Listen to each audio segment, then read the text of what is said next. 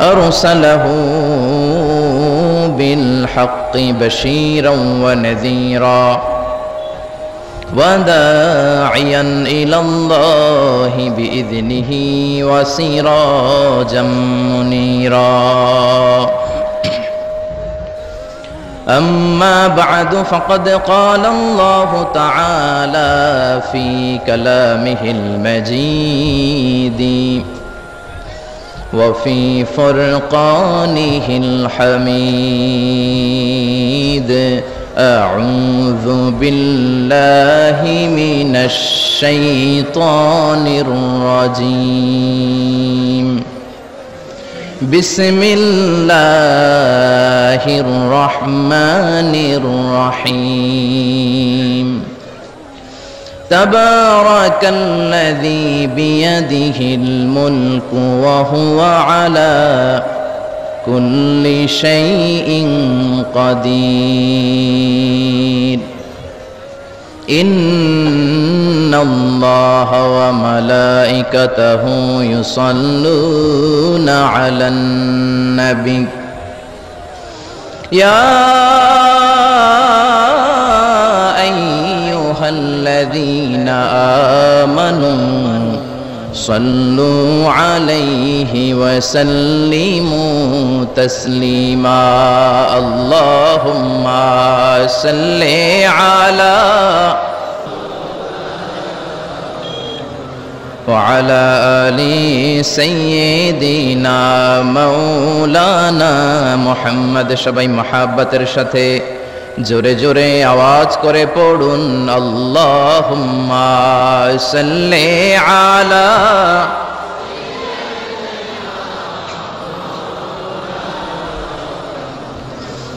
وعلى آل سيدنا مولانا محمد তাহাজ্জুদের জায়নামাজে মরণ দিও প্রভু আমায় একামতে দিনের কাজে কবুল করে নিও আমায় তাহাজ্জুদের জায়নামাজে মরণ দিও প্রভু আমায় একামতে দিনের কাজে কবুল করে নিও আমায় আল্লাহুম্মা সাল্লি আলা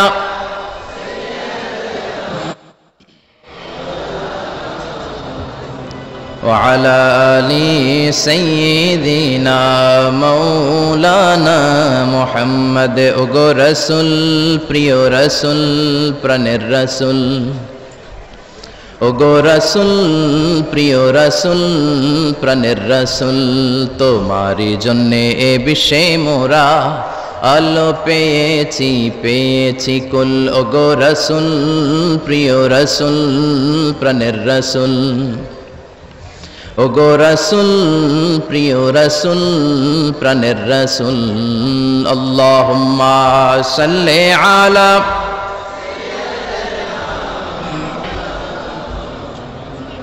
وعلى آل سيدنا مولانا محمد لا إله إلا الله لا إله إلا الله جر لا إله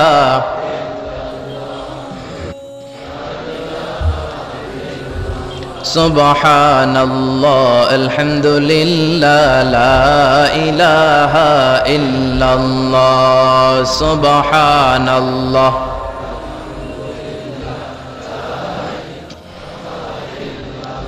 আল্লাহ নামের জিকির করবে যারা আল্লাহর কাছে প্রিয় তারা আল্লাহর কাছে প্রিয় যারা জান্নাতে প্রবেশ করবে তারা জোরে লা ইলাহা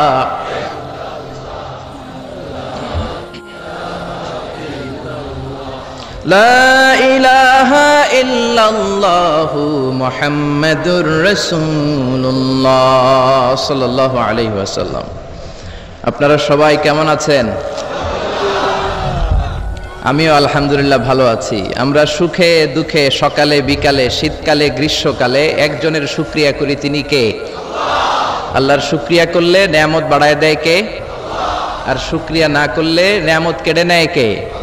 লা ইন শাকারতুম লা আযীদান্নাকুম ওয়া লা ইন কাফারতুম ইন্না আযাবি লাশাদীদ। যদি শুকরিয়া করো নেয়ামত বাড়িয়ে দিব। কার কথা? আরো জোরে বলেন, কথাটা কার? শুকরিয়া করলে তিনি নেয়ামত বাড়িয়ে দেন, আর কুফরি করলে শুধু নেয়ামত কেড়েই নেন না, শাস্তি দেন, পানিশমেন্ট দেন। আর আল্লাহর পানিশমেন্ট হজম করার ক্ষমতা আমাদের নাই। চিল্লায় বলেন ঠিক কিনা? বিশ্বনবী সাল্লাল্লাহু আলাইহি ওয়াসাল্লাম মক্কার সবচেয়ে বড় কুস্তিগীর রুকানাকে ধরে মাটিতে 3টা আছাড় মেরেছিলেন। তো কুস্তি লাগার আগে বিশ্বনবী কুস্তি খেলতে চায় না, কিন্তু রুকানা বলে, তুমি কুস্তি না খেললে আমি কালিমা পড়বো না।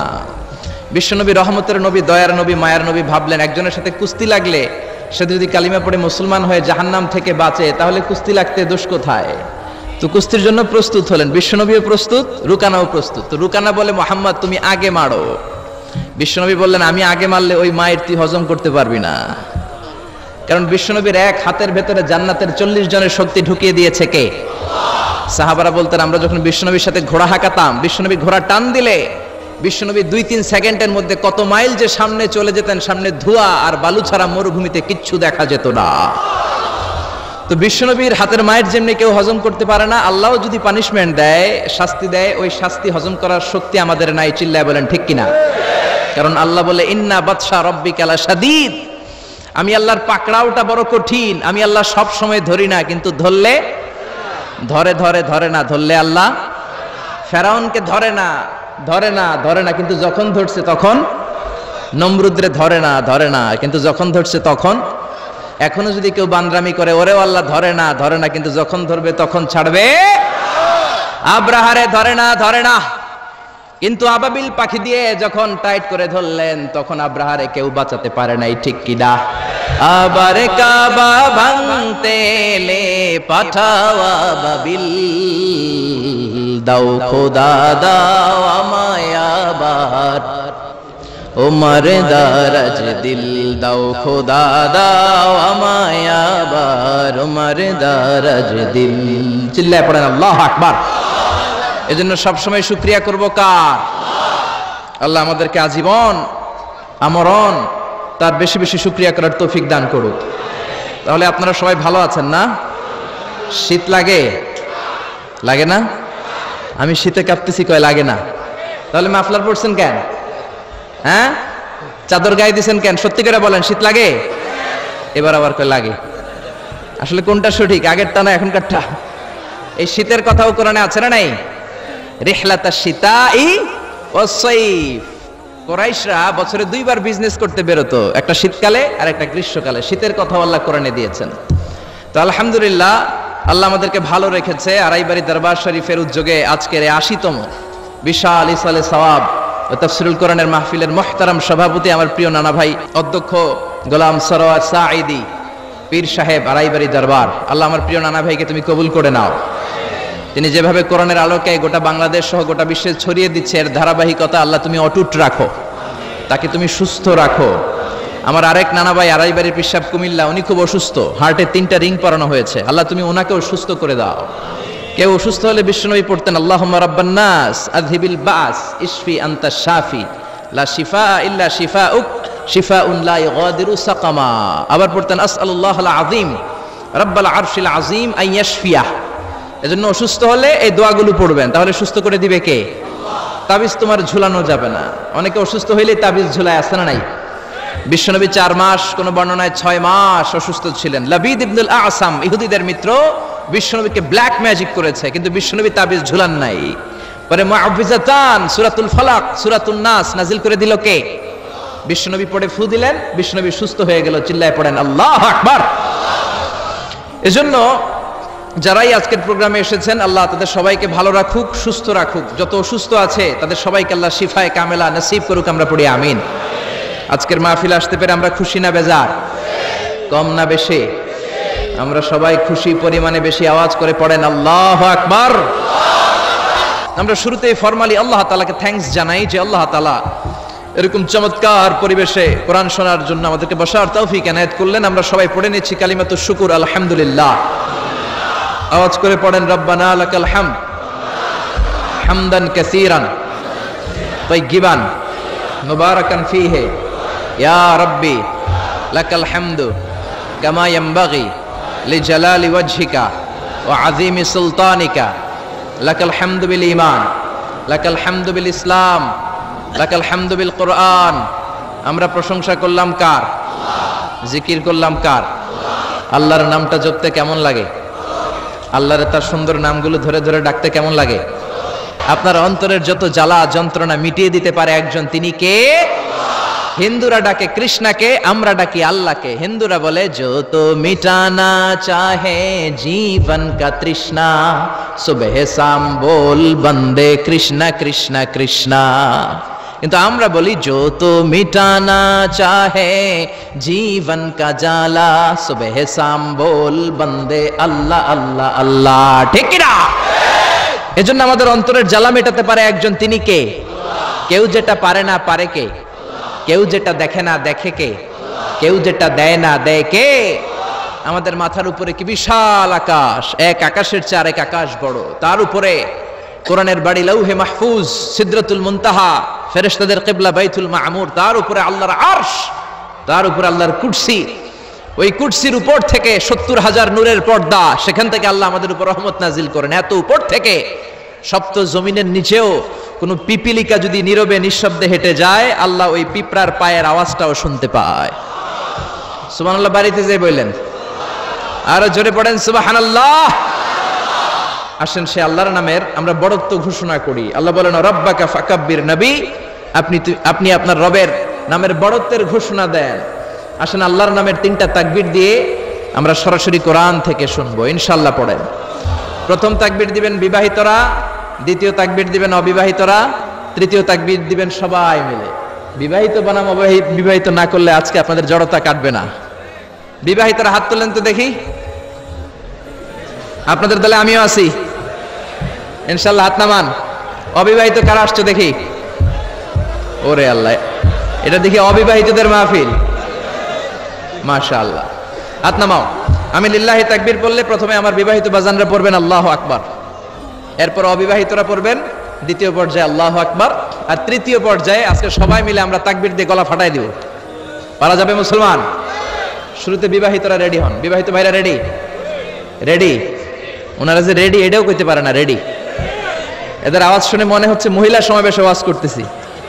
মহিলা সমাবেশ হয় কসবাতে, মহিলা সমাবেশে এদিকে একটা পর্দা থাকে, আমি কাউরে দেখি না, আমি ওয়াজ করতেই থাকি, এরা হনতেই থাকে, কোনো সুবহানাল্লাহ নাই, আলহামদুলিল্লাহ নাই, কোনো আওয়াজ নাই। তো মনে হচ্ছে যে মহিলা সমাবেশ। আপনারা সামনে যারা বসা মহিলা না পুরুষ? পুরুষ এটাও কইতে পারলো না। চিৎকার করে বলেন মহিলা না পুরুষ? শুধু পুরুষ না সুপুরুষ? শুধু কি সুপুরুষ না ইমানদার সুপুরুষ? ইমানদার সুপুরুষের তাকবীরের আওয়াজ তো আকাশ বাতাস চন্দ্র সূর্য ভেদ করে আল্লাহর আরশে যে ধাক্কা লেগে যায়। তো শুরুতে বিবাহিত ভাইরা রেডি? গলা ফাটিয়ে তাকবীর দেওয়া যাবে? আমি পড়বো লিল্লাহি তাকবীর, প্রথম পর্যায়ে বিবাহিতরা পড়বে আল্লাহু আকবার। অনেকে কাশি দিয়ে গলা ঠিক করতেছে। তো বিবাহিত ভাইরা তাকবীর দেন, অবিবাহিতরা চুপ থাকো। বিবাহিত ভাইরা পড়েন লিল্লাহি তাকবীর। মাশাআল্লাহ, অনেক আওয়াজ হয়েছে, খারাপ না একেবারে। কি বলেন? খারাপ না, চলে চলে আলহামদুলিল্লাহ। এবার অবিবাহিতরা, অবিবাহিত ভাইয়েরা কি রেডি?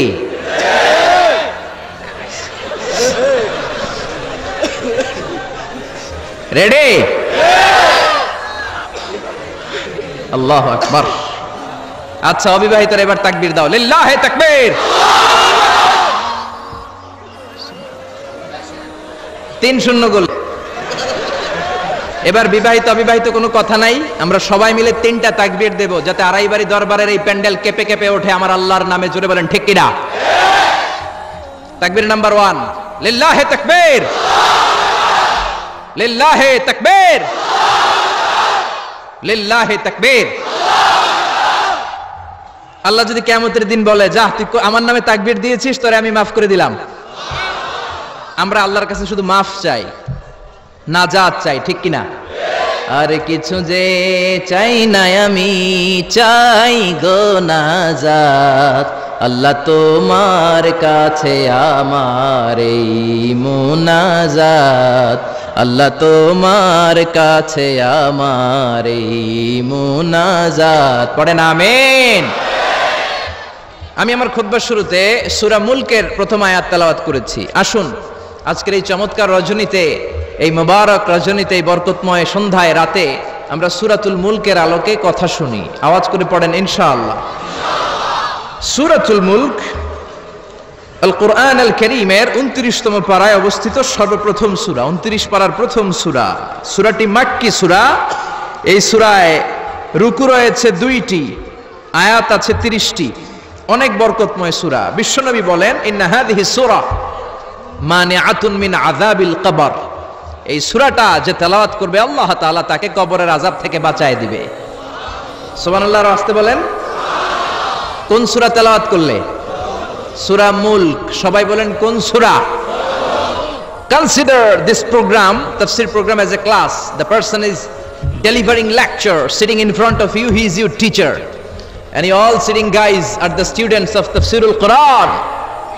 এই প্রোগ্রামগুলো, শীতের প্রোগ্রামগুলোকে ক্লাসের মতো মনে করবেন, তাহলে কিছু শিখে যাওয়া যাবে। আমার আগে হযরতুল আল্লাম কামালউদ্দিন সৈয়দ কামালউদ্দিন জফরি সাহেব ছিলেন আমাদের শিক্ষক, আমরা ছিলাম কোরআনের ছাত্র। এখন আমি একটু করে বসার সুযোগ পেয়ে গেলাম, আমি হয়ে গেলাম শিক্ষক, আর আমরা সবাই কোরআনের ছাত্র। খুশি না বেজার? তো সূরাতুল মুলক এমন সূরা যেটা আপনাকে কবরের আযাব থেকে বাঁচাবে। বিশ্বনবী বললেন মানিআতুন মিন আযাবিল কবর। এই সূরা যে তেলাওয়াত করবে তার কোনো কবরের আযাব হবে না। পড়েন সুবহানাল্লাহ। আমাদের কবরে যাওয়া লাগবে কি লাগবে না? কোনো সন্দেহ আছে? একদিন মাটির ভেতরে হবে ঘর রে মন আমার, কেন বাঁধো দালান ঘর রে মন আমার, কেন বাঁধো দালান ঘর। একদিন মাটির ভেতরে হবে ঘর রে মন আমার, কেন বাঁধো দালান ঘর। ঠিক কি না? দাদা চলে গেল, বাবা চলে গেল, চাচা চলে গেল, ফুফা চলে গেল, আপনি মনে হয় যাবেন না? যাবেন? তার জোরে বলা যায় না আপনি যাবেন না? আপনি যাবেন। আপনার ছেলে মেয়েগুলো যাবে। আপনার বিবির পেটে 2 মাসের ছোট্ট একটা বাচ্চা, এখনো রক্ত মাংস মানুষ হয় নাই, এতটুকু গোশতের টুকরা, ওই বাচ্চাটা মনে হয় যাবে না? যাবে? দুনিয়াতে আসেই তো নাই, যাবে কেমনে? আসবে, যতদিন হায়াত পাওয়ার পাবে তারপরে যাবে। চিল্লায় বলেন ঠিক কিনা? কিন্তু আমাদের লাইফস্টাইল দেখলে মনে হয় আমরা মরবো না, 1000 বছর বাঁচার জন্য আমরা এসেছি। শুধু আমরা বলি সবকিছু আমার, আমার, আমার বাড়ি, আমার গাড়ি, আমার এলাকা, আমার দাপট, এগুলো বলতে আমরা খুব পছন্দ করি। চিল্লায় এখন ঠিক কিনা? কেমন করে আপনার বাড়ি, যেই বাড়িটারে আমার বাড়ি বলে আপনি ঘোষণা দেন, আপনার বাবা যখন এই বাড়িতে থাকতো আপনার বাবাও বলতো বাড়িটা আমার বাড়ি, বলতো না? আপনার দাদা যখন এই বাড়িতে থাকতো দাদাও বলতো এটা আমার বাড়ি। দাদার দাদার দাদা যখন এই বাড়িতে থাকতো উনিও বলতো আমার বাড়ি। আপনি মরে গেলে আপনার ছেলে দাবি করবে আমার বাড়ি, ছেলে মরলে নাতি বলবে আমার বাড়ি, নাতির নাতির নাতিও যখন এই বাড়িতে থাকবে সেও বলবে আমার বাড়ি। বাড়ি একটা, দাবিদার কতজন চিন্তা করেছেন? পরের জায়গা পরের বাড়ি ঘরে বাঁধিয়ায় আমি রই, আমি তো সেই ঘরের মালিক নই। পরের জায়গা পরের বাড়ি ঘরে বাঁধিয়ায় আমি রই, আমি তো সেই ঘরের মালিক নই। ঠিক কি না? এজন্য এই দুনিয়াটা হলো ট্রানজিট পিরিয়ড। আজীবন থাকার জন্য আসি নাই, কিছুদিনের জন্য আসলাম। কবরের বাড়িতে আমাদেরকে যেতে হবে, কবরের প্রিপারেশন, প্রস্তুতি আমাদেরকে নিতে হবে। এই জন্য বিশ্বনবী বললেন ইন্না ফিল কুরআনি লাসূরা, কোরআনের মধ্যে এমন একটা সূরা আছে মানিআতুন মিন আযাবিল কবর। এই সূরাটাকে তেলাওয়াত করলে ওই কবরের আযাব থেকে ওই বান্দাটারে বাঁচায়া দিবে কে? কি নাম ওই সূরার? আরো জোরে বলেন। সূরা মুলক তেলাওয়াত করতে রাজি আছেন তো? আবার বিশ্বনবী বললেন শাফাআত লি সাহিবিহা, এই সূরাটা কিয়ামতের দিন তেলাওয়াতকারীর জন্য আল্লাহর কাছে সুপারিশ করবে। আপনি তেলাওয়াত করলে আপনার জন্য আল্লাহর কাছে সুপারিশ করবে। কোরআন যদি কারো পক্ষে আল্লাহর কাছে সুপারিশ করে, ওই সুপারিশ আল্লাহ কোনোদিন ফেলে দিতে পারবে নাকি? পারবে? মাননীয় অর্থমন্ত্রী যদি মাননীয় প্রধানমন্ত্রী শেখ হাসিনার কাছে কোনো বিষয়ে সুপারিশ করে, শেখ হাসিনা এটাকে রিজেক্ট করতে পারবে? ফেলে দিতে পারবে? কারণ অর্থমন্ত্রীর সুপারিশ। চিল্লায় বলেন ঠিক কিনা? তেমনি কোরআন যদি কিয়ামতের দিন আপনার পক্ষে আল্লাহর কাছে সুপারিশ করে, কোরআনের সুপারিশও কবুল করে নিবে কে? আবার বিশ্বনবী বললেন খাসামাত আন সাহিবিহা, এই সূরাটা কিয়ামতের দিন তেলাওয়াতকারীর পক্ষ নিয়ে আল্লাহর সাথে ডিবেট করবে, ঝগড়া করবে, তর্ক করবে। আল্লাহর সাথে ডিবেট, আল্লাহর সাথে ঝগড়া, সাহস বেশি না কম? জোরে বলেন। আল্লাহর সাথে ঝগড়া করবে, তর্ক করবে, কতক্ষণ? হাত্তা আদখালাহুল্লাহুল জান্নাহ, যতক্ষণ আল্লাহ তাআলা এই সূরার তেলাওয়াতকারীকে জান্নাতে ঢুকিয়ে না দেয় ততক্ষণ এই সূরা আল্লাহর সাথে তর্ক করতেই থাকবে। চিল্লায় সবাই পড়েন আল্লাহু আকবার। এজন্য বিশ্বনবী বলতেন মান ক্বারা বিহা ফি লাইলাতিন ফাকাদ আকসারা ওয়া আতাবা, রাত্রি বেলা এই সূরাটা যে তেলাওয়াত করবে তার আমলনামাটা সওয়াব দিয়ে পরিপূর্ণ করে দিবে কে? এখন দিন নাকি রাত? জোরে বলেন। এখন সূরাতুল মুলকের তাফসীর শুনলে প্রত্যেকের আমলনামাটারে সওয়াব দিয়ে পূর্ণ করে দিবে কে? এজন্য বিশ্বনবী বলতেন আমি চাই আমার প্রতিটা উম্মতের হৃদয়ে এই সূরাটা গাঁথা থাক। আমি চাই আমার প্রতিটা উম্মতের সিনার ভিতরে সূরাতুল মুলকটা মুখস্থ থাক। আমি চাই আমার প্রতিটা উম্মতের কলিজার ভিতরে এই সূরাটা হিফজ করা থাক। পড়েন সুবহানাল্লাহ। এজন্য বিশ্বনবীর উম্মত হিসেবে এই সূরাতুল মুলক আমাদের মুখস্থ থাকার দরকার আছে না নাই? জোরে বলেন। সূরা মুলক মুখস্থ করতে রাজি আছেন? যে কয়েকজন ইনশাআল্লাহ বলছেন শুধু তারা করবেন, বাকিরা করবেন না। সূরাতুল মুলক মুখস্থ করতে রাজি আছেন সবাই? এই সূরার মাত্র 30টা আয়াত। কয়টা? এক মাসে কয়দিন? আপনাদের এই আড়াইবাড়ি এলাকায় কয়দিন? এদিকে 30 দিন। তাহলে প্রতিদিন যদি একটা করে আয়াত মুখস্থ করেন, পুরা সূরাটা মুখস্থ করতে লাগবে কয়দিন? জোরে বলেন না। তাহলে আগামী এক মাসে আমরা এই সূরাতুল মুলক মুখস্থ করে ফেলবো। রাজি আছেন? রাজি আছেন সবাই? আল্লাহ তুমি কবুল করো। এখন পড়া শোনাবেন কার কাছে? এটা আপনাদের হোমওয়ার্ক, বাড়ির কাজ, হোম টাস্ক, আল ওয়াজিব আল মানজিলি। এক মাস পরে তো আমি থাকবো না, আমি তো ওয়াজ করে চম্পট। তো পড়া শোনাবেন এলাকার ইমাম সাহেবদের কাছে, খতিব সাহেবদের কাছে, হাফেজ সাহেবদের কাছে। বলবেন আজহারি ভাই এসেছিল, এসে সূরাতুল মুলক আমাদেরকে পড়া দিয়ে গেছে। মুখস্থ করতে রাজি আছেন সবাই? সবাই রাজি? This surah is an eye opener for you. এই সূরাটা আপনার চোখকে খুলে দিবে, আপনার চিন্তার জগতে একটা আন্দোলন তৈরি করবে, আপনার ঘুমন্ত বিবেককে জাগিয়ে তুলবে। সুবহানাল্লাহ পড়েন। নাস্তিকদের জন্য এই সূরার ভেতরে আল্লাহ তাআলা কিছু ডোজ দিয়ে দিয়েছে, কিছু মেডিসিন। এজন্য এই সূরার আলোকে আমরা জানার চেষ্টা করব কি কি মেডিসিন আল্লাহ নাস্তিকদের জন্য দিলেন। আমরা আল্লাহকে বিশ্বাস করি তাই আমরা আস্তিক, আর যারা বিশ্বাস করে না তারা কি? বাংলার জমিনে এরকম কিছু নাস্তিক আছে না নাই? নতুন এক নাস্তিক এসেছে, আসাদ নূর, ঠিক কিনা? ফেসবুকে লাইভে এসে সে বলেছে প্রতিদিন নাকি সকালবেলা কোরআনের উপরে পেশাব করবে। এটা কি মানুষ না মানুষ? এটা জাহান্নামের নরকীট আর পিতৃ পরিচয়হীন জারদ সন্তান। জোরে বলেন ঠিক কিনা? বাংলাদেশ সরকারের উচিত এই বেয়াদবটাকে আইনের আওতায় আনা, বিচারের আওতায় আনা, বিশাল সমাবেশ করে লক্ষ মানুষের সামনে ফাঁসির রশিতে ঝুলিয়ে দেয়া। এই বেয়াদবটাকে শেল্টার দিচ্ছে মুফাসসিল ইসলাম ইংল্যান্ড থেকে আরেক নাস্তিক উল্লুক্কা পাঠা। গভর্নমেন্টের উচিত এই বেয়াদবটাকেও আইনের আওতায় এনে ইন্টারপোলের পুলিশের মাধ্যমে ওই বেয়াদবটাকেও ফাঁসি দেয়া। চিল্লায় বলেন ঠিক কিনা? 92% মুসলিম যে দেশে বসবাস করে ওই দেশে বসে কোরআনকে গালি দেওয়ার স্পর্ধা তোর আসলো কোত্থেকে? চিল্লায় এখন ঠিক কিনা? এজন্য আমাদেরকে এক থাকতে হবে, ন্যাক থাকতে হবে। কোরআনের বিরুদ্ধে কথা বললে তাদেরকে কোনো ধরনের চান্স দেয়া যাবে না। চিল্লায় এখন ঠিক কিনা? যারা কোরআনের গালি দেয় তারা এই জমিনটা চিনে নাই। এই জমিন পীর আউলিয়াদের জমিন, এই জমিন দাড়িওয়ালাদের জমিন, টুপিওয়ালাদের জমিন, এই জমিন আলিয়া মাদ্রাসার জমিন, কওমি মাদ্রাসার জমিন, এই জমিন টঙ্গীর তুরাকপাড়ের বিশ্ব ইস্তেমার জমিন। জোরে কোন ঠিক কিনা? এদেশে আর কিছু থাকবে না থাক, আমার কোরআন থাকবেই। আর কিছু থাকবে না থাক, হাক্কানি দরবারগুলো থাকবেই। যে দেশে আল্লাহু আকবার ধ্বনির সাথে সকালে সূর্য ওঠে, আল্লাহু আকবার ধ্বনির সাথে সাথে সকালে সূর্য ডুবে, ও দেশে আর কিছু না থাক, আমার কোরআন থাকবেই। চিল্লায় এখন ঠিক কিনা? ওই কোরআনের জন্য আমরা জীবন বাজি রাখতে রাজি আছি। চিল্লায় এখন ঠিক কিনা? কারা কারা রাজি? দুহাত উঁচু করে আল্লাহর দেখা।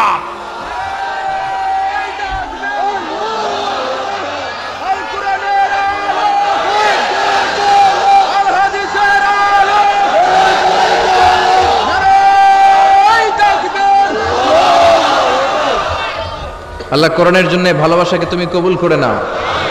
এই যে কোরআনের কথা শুনলে আমরা আবেগ আপ্লুত হয়ে যাই, এই দরদটাকে তুমি আমাদের নাজাতের ওসিলা বানাও। আর জোরে পড়েন আমিন। এই সূরাটা আপনার চোখ খুলে দিবে। নাস্তিকদের জন্য আল্লাহ এই সূরাতে ডোজ দিয়েছে। নাস্তিকরা বলে আমরা স্রষ্টায় বিশ্বাস করি না, এর কারণ আনসিন ইজ নাথিং, যেটা দেখা যায় না ওইটা মানি না। নাস্তিকরা যে আল্লাহ তাআলাকে বিশ্বাস করে না, তাদের সবচেয়ে যুক্তি হচ্ছে আনসিন ইজ নাথিং, যেটা দেখা যায় না ওইটা বিশ্বাস করি না। তো নাস্তিককে জিজ্ঞেস করবেন, do you see the air in the atmosphere, এই যে বায়ুমণ্ডলে বাতাস, তুমি কি বাতাস দেখতে পাও?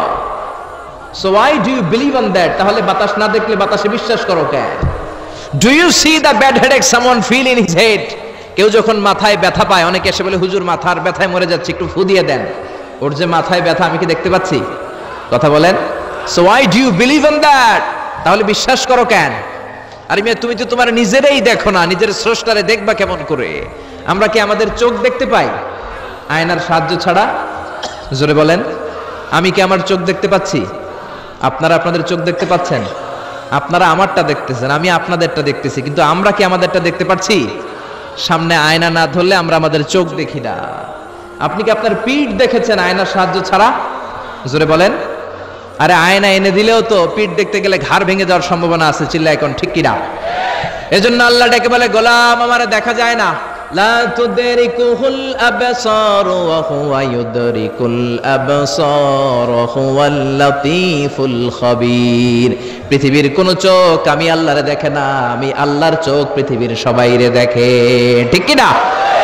এজন্য আমারে দেখা যায় না, আমার সৃষ্টির দিকে নজর করে তাকা, আমার সৃষ্টির ভেতরে আমি আল্লাহর নিদর্শন আছে না নাই? কক্সবাজারে যান, the longest sea beach in the world, পৃথিবীর সবচাইতে বড় সমুদ্র সৈকত বাংলাদেশে দিয়ে দিয়েছে কে? 155 কিলোমিটার। এই সাগরের সামনে যখন দাঁড়াবেন, সাগরের ঢেউ তর্জন গর্জন যখন আপনার চোখে পড়বে, সাগরের দিকে তাকালে আপনি বুঝতে পারবেন এই সাগরেরও একজন স্রষ্টা মালিক আছে না নাই? পাহাড়ের দিকে নজর করলে বুঝবেন পাহাড়ের একজন স্রষ্টা আছে। মরুভূমির দিকে যদি তাকান আপনি বুঝতে পারবেন এই মরুভূমির একজন স্রষ্টা আছে। ঝর্ণার দিকে নজর করলে বুঝবেন এই ঝর্ণারও একজন মালিক আছে না নাই? ঝর্ণা ঝর্ণা ঝর্ণা রে, বলনা বলনা বলনা রে, কারবি রহে পাগল পাড়া তুই, কার মিলনে ফুল ফসলে ভরা রে তোর দুকুল ভুই, কার মিলনে ফুল ফসলে ভরা রে তোর দুকুল ভুই, ঝর্ণা ঝর্ণা ঝর্ণা রে, বলনা বলনা বলনা রে, কারবি রহে পাগল পাড়া তুই। পড়েন আল্লাহু আকবার। ঝর্ণার দিকে যদি তাকান অন্তরের চোখ নিয়ে, আপনার অন্তর আপনাকে সায় দিবে, বলে দিবে যে ঝর্ণা এমনি এমনি তৈরি হয় না, এই ঝর্ণারও একজন স্রষ্টা আছে না নাই? এজন্য নাস্তিকদের জন্য আল্লাহ এই সূরাতে ডোজ দিয়েছেন। কুফানগরীতে এক নাস্তিক ছিল, সে বলে আমি স্রষ্টাকে মানি না, যদি কেউ আমার সামনে এসে প্রমাণ করে দিতে পারে যে স্রষ্টা বলে একজন কেউ আছে আমি মেনে নিব। কুফার লোকেরা বলল, ইনদানা ইমাম ইসমুহু নু'মান ইবনে সাবিত, আমাদের একজন ইমাম আছে তার নাম নু'মান, উনি আমাদের ইমাম, আল ইমাম আল আযম আবু হানিফা। সুবহানাল্লাহ পড়বেন না? সবাই বললে তুমি নাস্তিক, তোমার ইমামে আযম আবু হানিফা নু'মান ইবনে সাবিত, উনি বুঝাই দিতে পারবে যে স্রষ্টা বলে একজন আছে। নাস্তিক বলে, কই তোদের ইমাম, নিয়ে আয়। সময় দেয়া হলো জুমার নামাজের পরে দুপুর 2টায় কুফার একটা ময়দানে সাইয়েদনা ইমাম আবু হানিফা আর নাস্তিক একসাথে তর্ক করবে, ডিবেট করবে। সাইয়েদনা আবু হানিফা উনি আল্লাহর পক্ষে আর নাস্তিক আল্লাহর বিপক্ষে। তো যেদিন তর্কের ডেট করা হলো, হাজার হাজার মানুষ এসেছে, ওই নাস্তিকও এসেছে, আসে নাই শুধু ইমাম আবু হানিফা। 2টার দিকে এসে সবাই বসে আছে, আসে না। 2:30 বাজে, আসে না। 3টা বাজে, আসে না। 3:30 আসে না। 4টার দিকে দৌড়ায় আসছে। নাস্তিক বলে, যেই লোকের সময় জ্ঞান নাই ওই লোকের সাথে কোনো তর্ক নাই। কথা শুনতেছেন? মনোযোগ আছে না গেছে? যার সময়ের জ্ঞান নাই তার সাথে তর্ক নাই। ইমাম আবু হানিফা বললেন, ইনদি উযর, আমার ওজর আছে, আই হ্যাভ এক্সকিউজ। কি এক্সকিউজ আছে? আবু হানিফা বলতে শুরু করলেন, আমি যখন ঘর থেকে বের হয়ে যাই আমার বাড়ির সামনে বিশাল একটা নদী পড়ে যায়, এই নদীটা পার হয়ে আসতে হয়। আজকে যে দেখি নদীর সামনে কোনো মানুষ নাই, কোনো নৌকা নাই, কেউ নাই, নদীর পাশেই বিশাল বড় একটা গাছ। হঠাৎ দেখলাম এমনি এমনি গাছটা কেটে 2 ভাগ হয়ে গেল, এমনি এমনি গাছ থেকে তক্তা বেরোয় জোড়া লেগে গেল, করাত ছাড়া মিস্ত্রি ছাড়া কাঠগুলো অটোমেটিক্যালি লেগে লেগে নৌকা হয়ে গেল, মাঝি ছাড়া, লগি ছাড়া, বৈঠা ছাড়া এই নৌকাতে আমি উঠে বসতাম, নৌকা আমাকে নিয়ে টান দিয়ে সা করে নদীর উপারে নিয়ে গেল।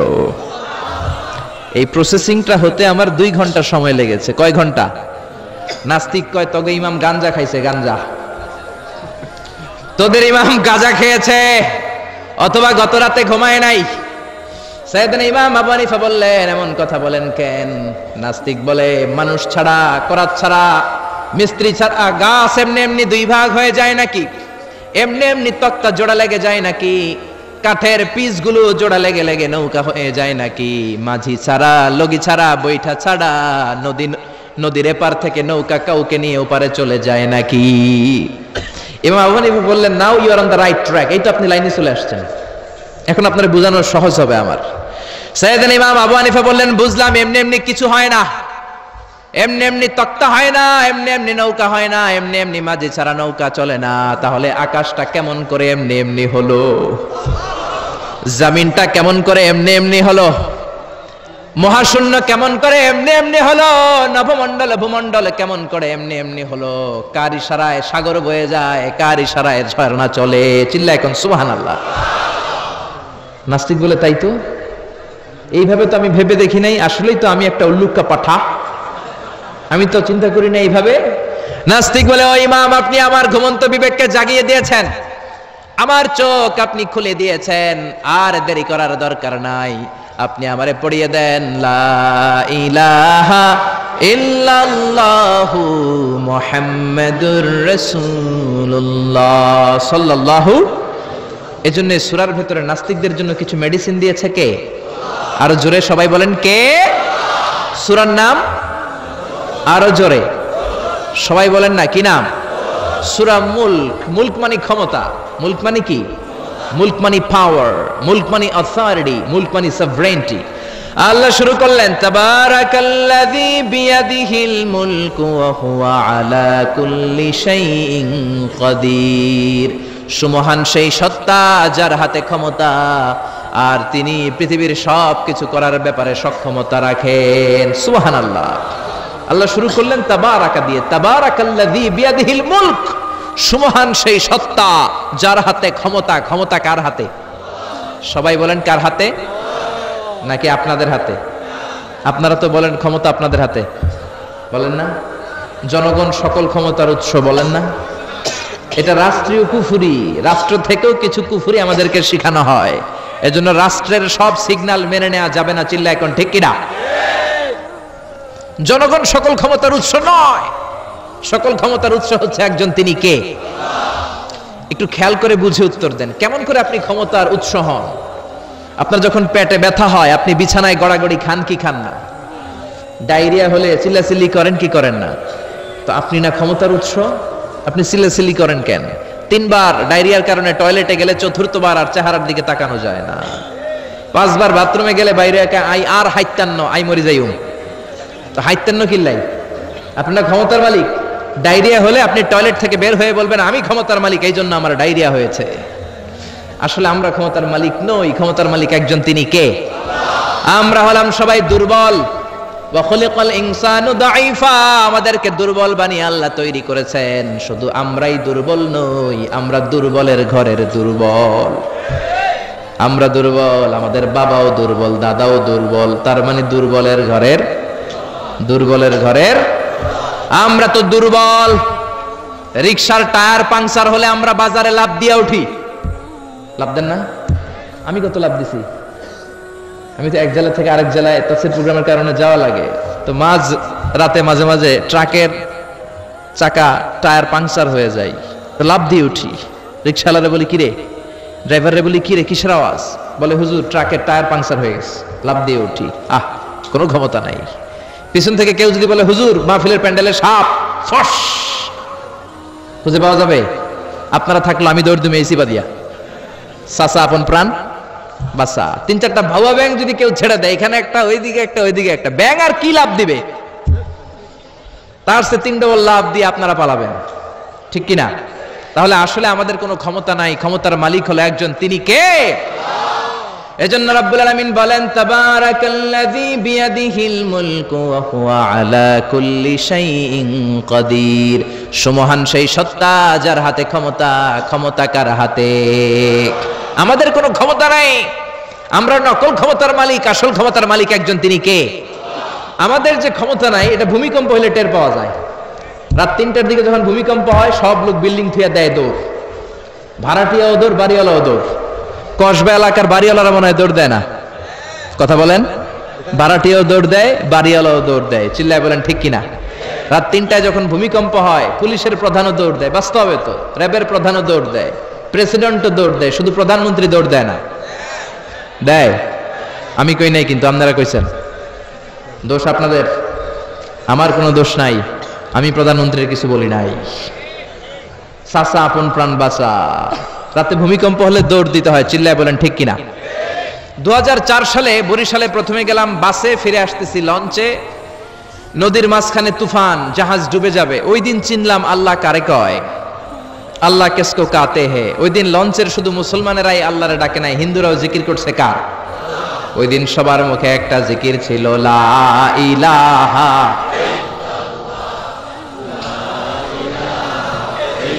লা ইলাহা ইল্লাল্লাহু মুহাম্মাদুর রাসূলুল্লাহ। লঞ্চের সবাই সেদিন চিৎকার দিয়ে বলছে বাঁচাও। আমি বললাম কে বাঁচাবে? কই হুজুর আপনি বাঁচাবেন। তো তাহলে আমারে বাঁচাইবো কে? কই হুজুর আপনারে বাঁচাইবো আল্লাহ। আসলে বিপদে পড়লে বোঝা যায় আমাদের কোনো ক্ষমতা নাই, ক্ষমতার মালিক হচ্ছেন একজন, তিনি কে?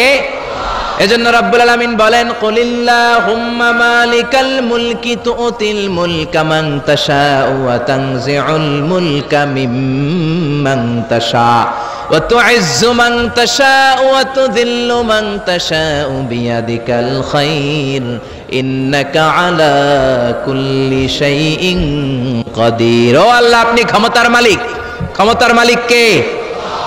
আপনি যারে চান ক্ষমতার চেয়ারে বসান, আবার যারে চান ক্ষমতা থেকে নামিয়ে দেন।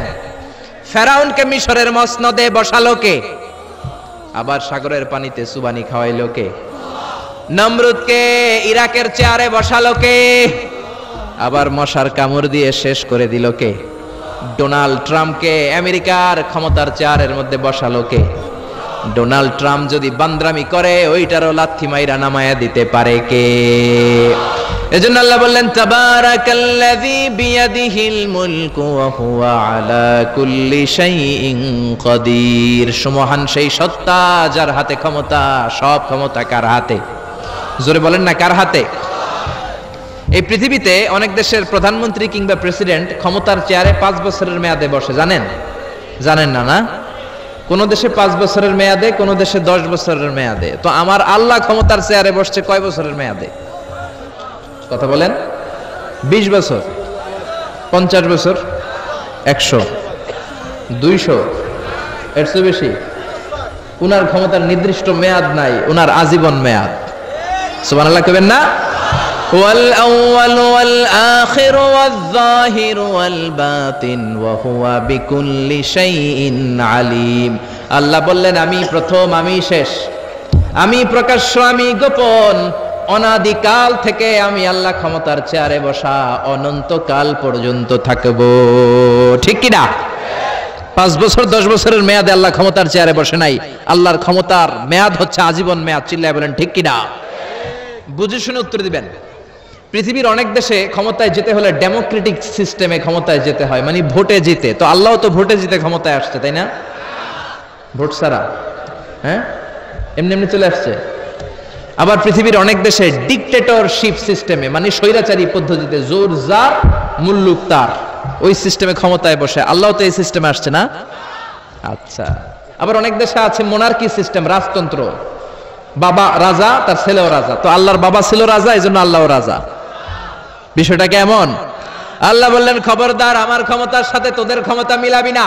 কুল হুয়াল্লাহু আহাদ আল্লাহুস সামাদ লাম ইয়ালিদ ওয়া লাম ইউলাদ ওয়া লাম ইয়াকুল লাহু কুফুয়ান আহাদ।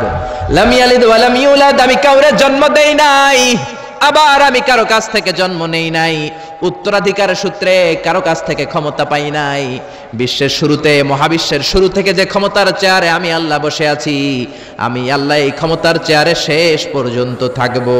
চিল্লায় বলেন ঠিক কিনা? আমাদের ক্ষমতার সাথে ওনার ক্ষমতার কোনো মিল নাই। আবার পৃথিবীর অনেক দেশে দেখবেন ক্ষমতায় যেতে হলে কোয়ালিশন করা লাগে।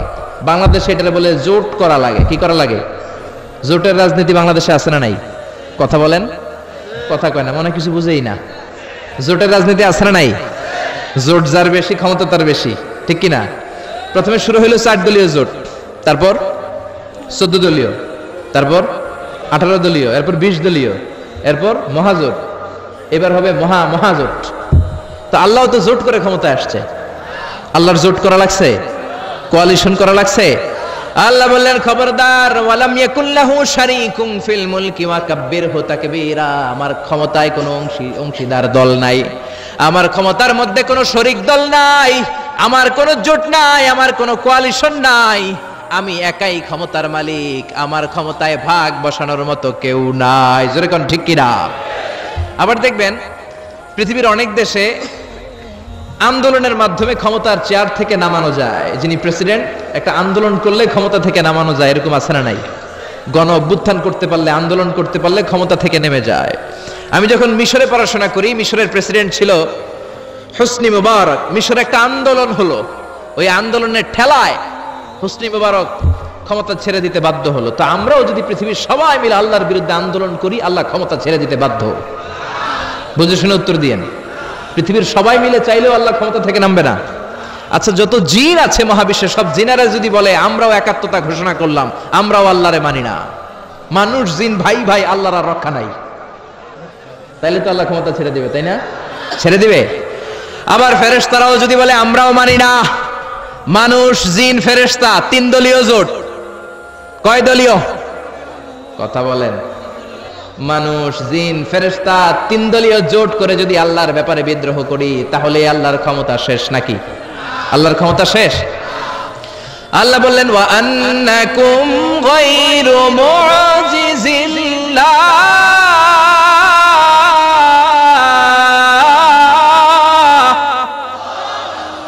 খবরদার, গোটা বিশ্বের সবাই মিলে যদি আমি আল্লাহরে পরাস্ত করতে চাও, গোটা বিশ্বের সবাই মিলে যদি আমি আল্লাহর ব্যাপারে বিদ্রোহ করো, আমি আল্লাহর বিরুদ্ধে যদি আন্দোলন সবাই মিলে তোমরা করো, আমার ক্ষমতার 1 আনাও তোরা কমাতে পারবি না। সুবহানাল্লাহ। তার মানে আমাদের ক্ষমতার সাথে আল্লাহর ক্ষমতার কোনো মিল নাই। চিল্লায় বলেন ঠিক কিনা? আবার বুঝে শুনে উত্তর দেন। অনেক দেশে দেখবেন রাজার বয়স এত হয়েছে, বয়সের ভারে নুজ্জ হয়ে 70-80-তে পৌঁছে গেছে, কয় আই আর হাইতান্ন, আমি অবসরে যাব, সেলফ রিটায়ারমেন্ট, স্বেচ্ছায় অবসরে যাব। এরকম হয় না?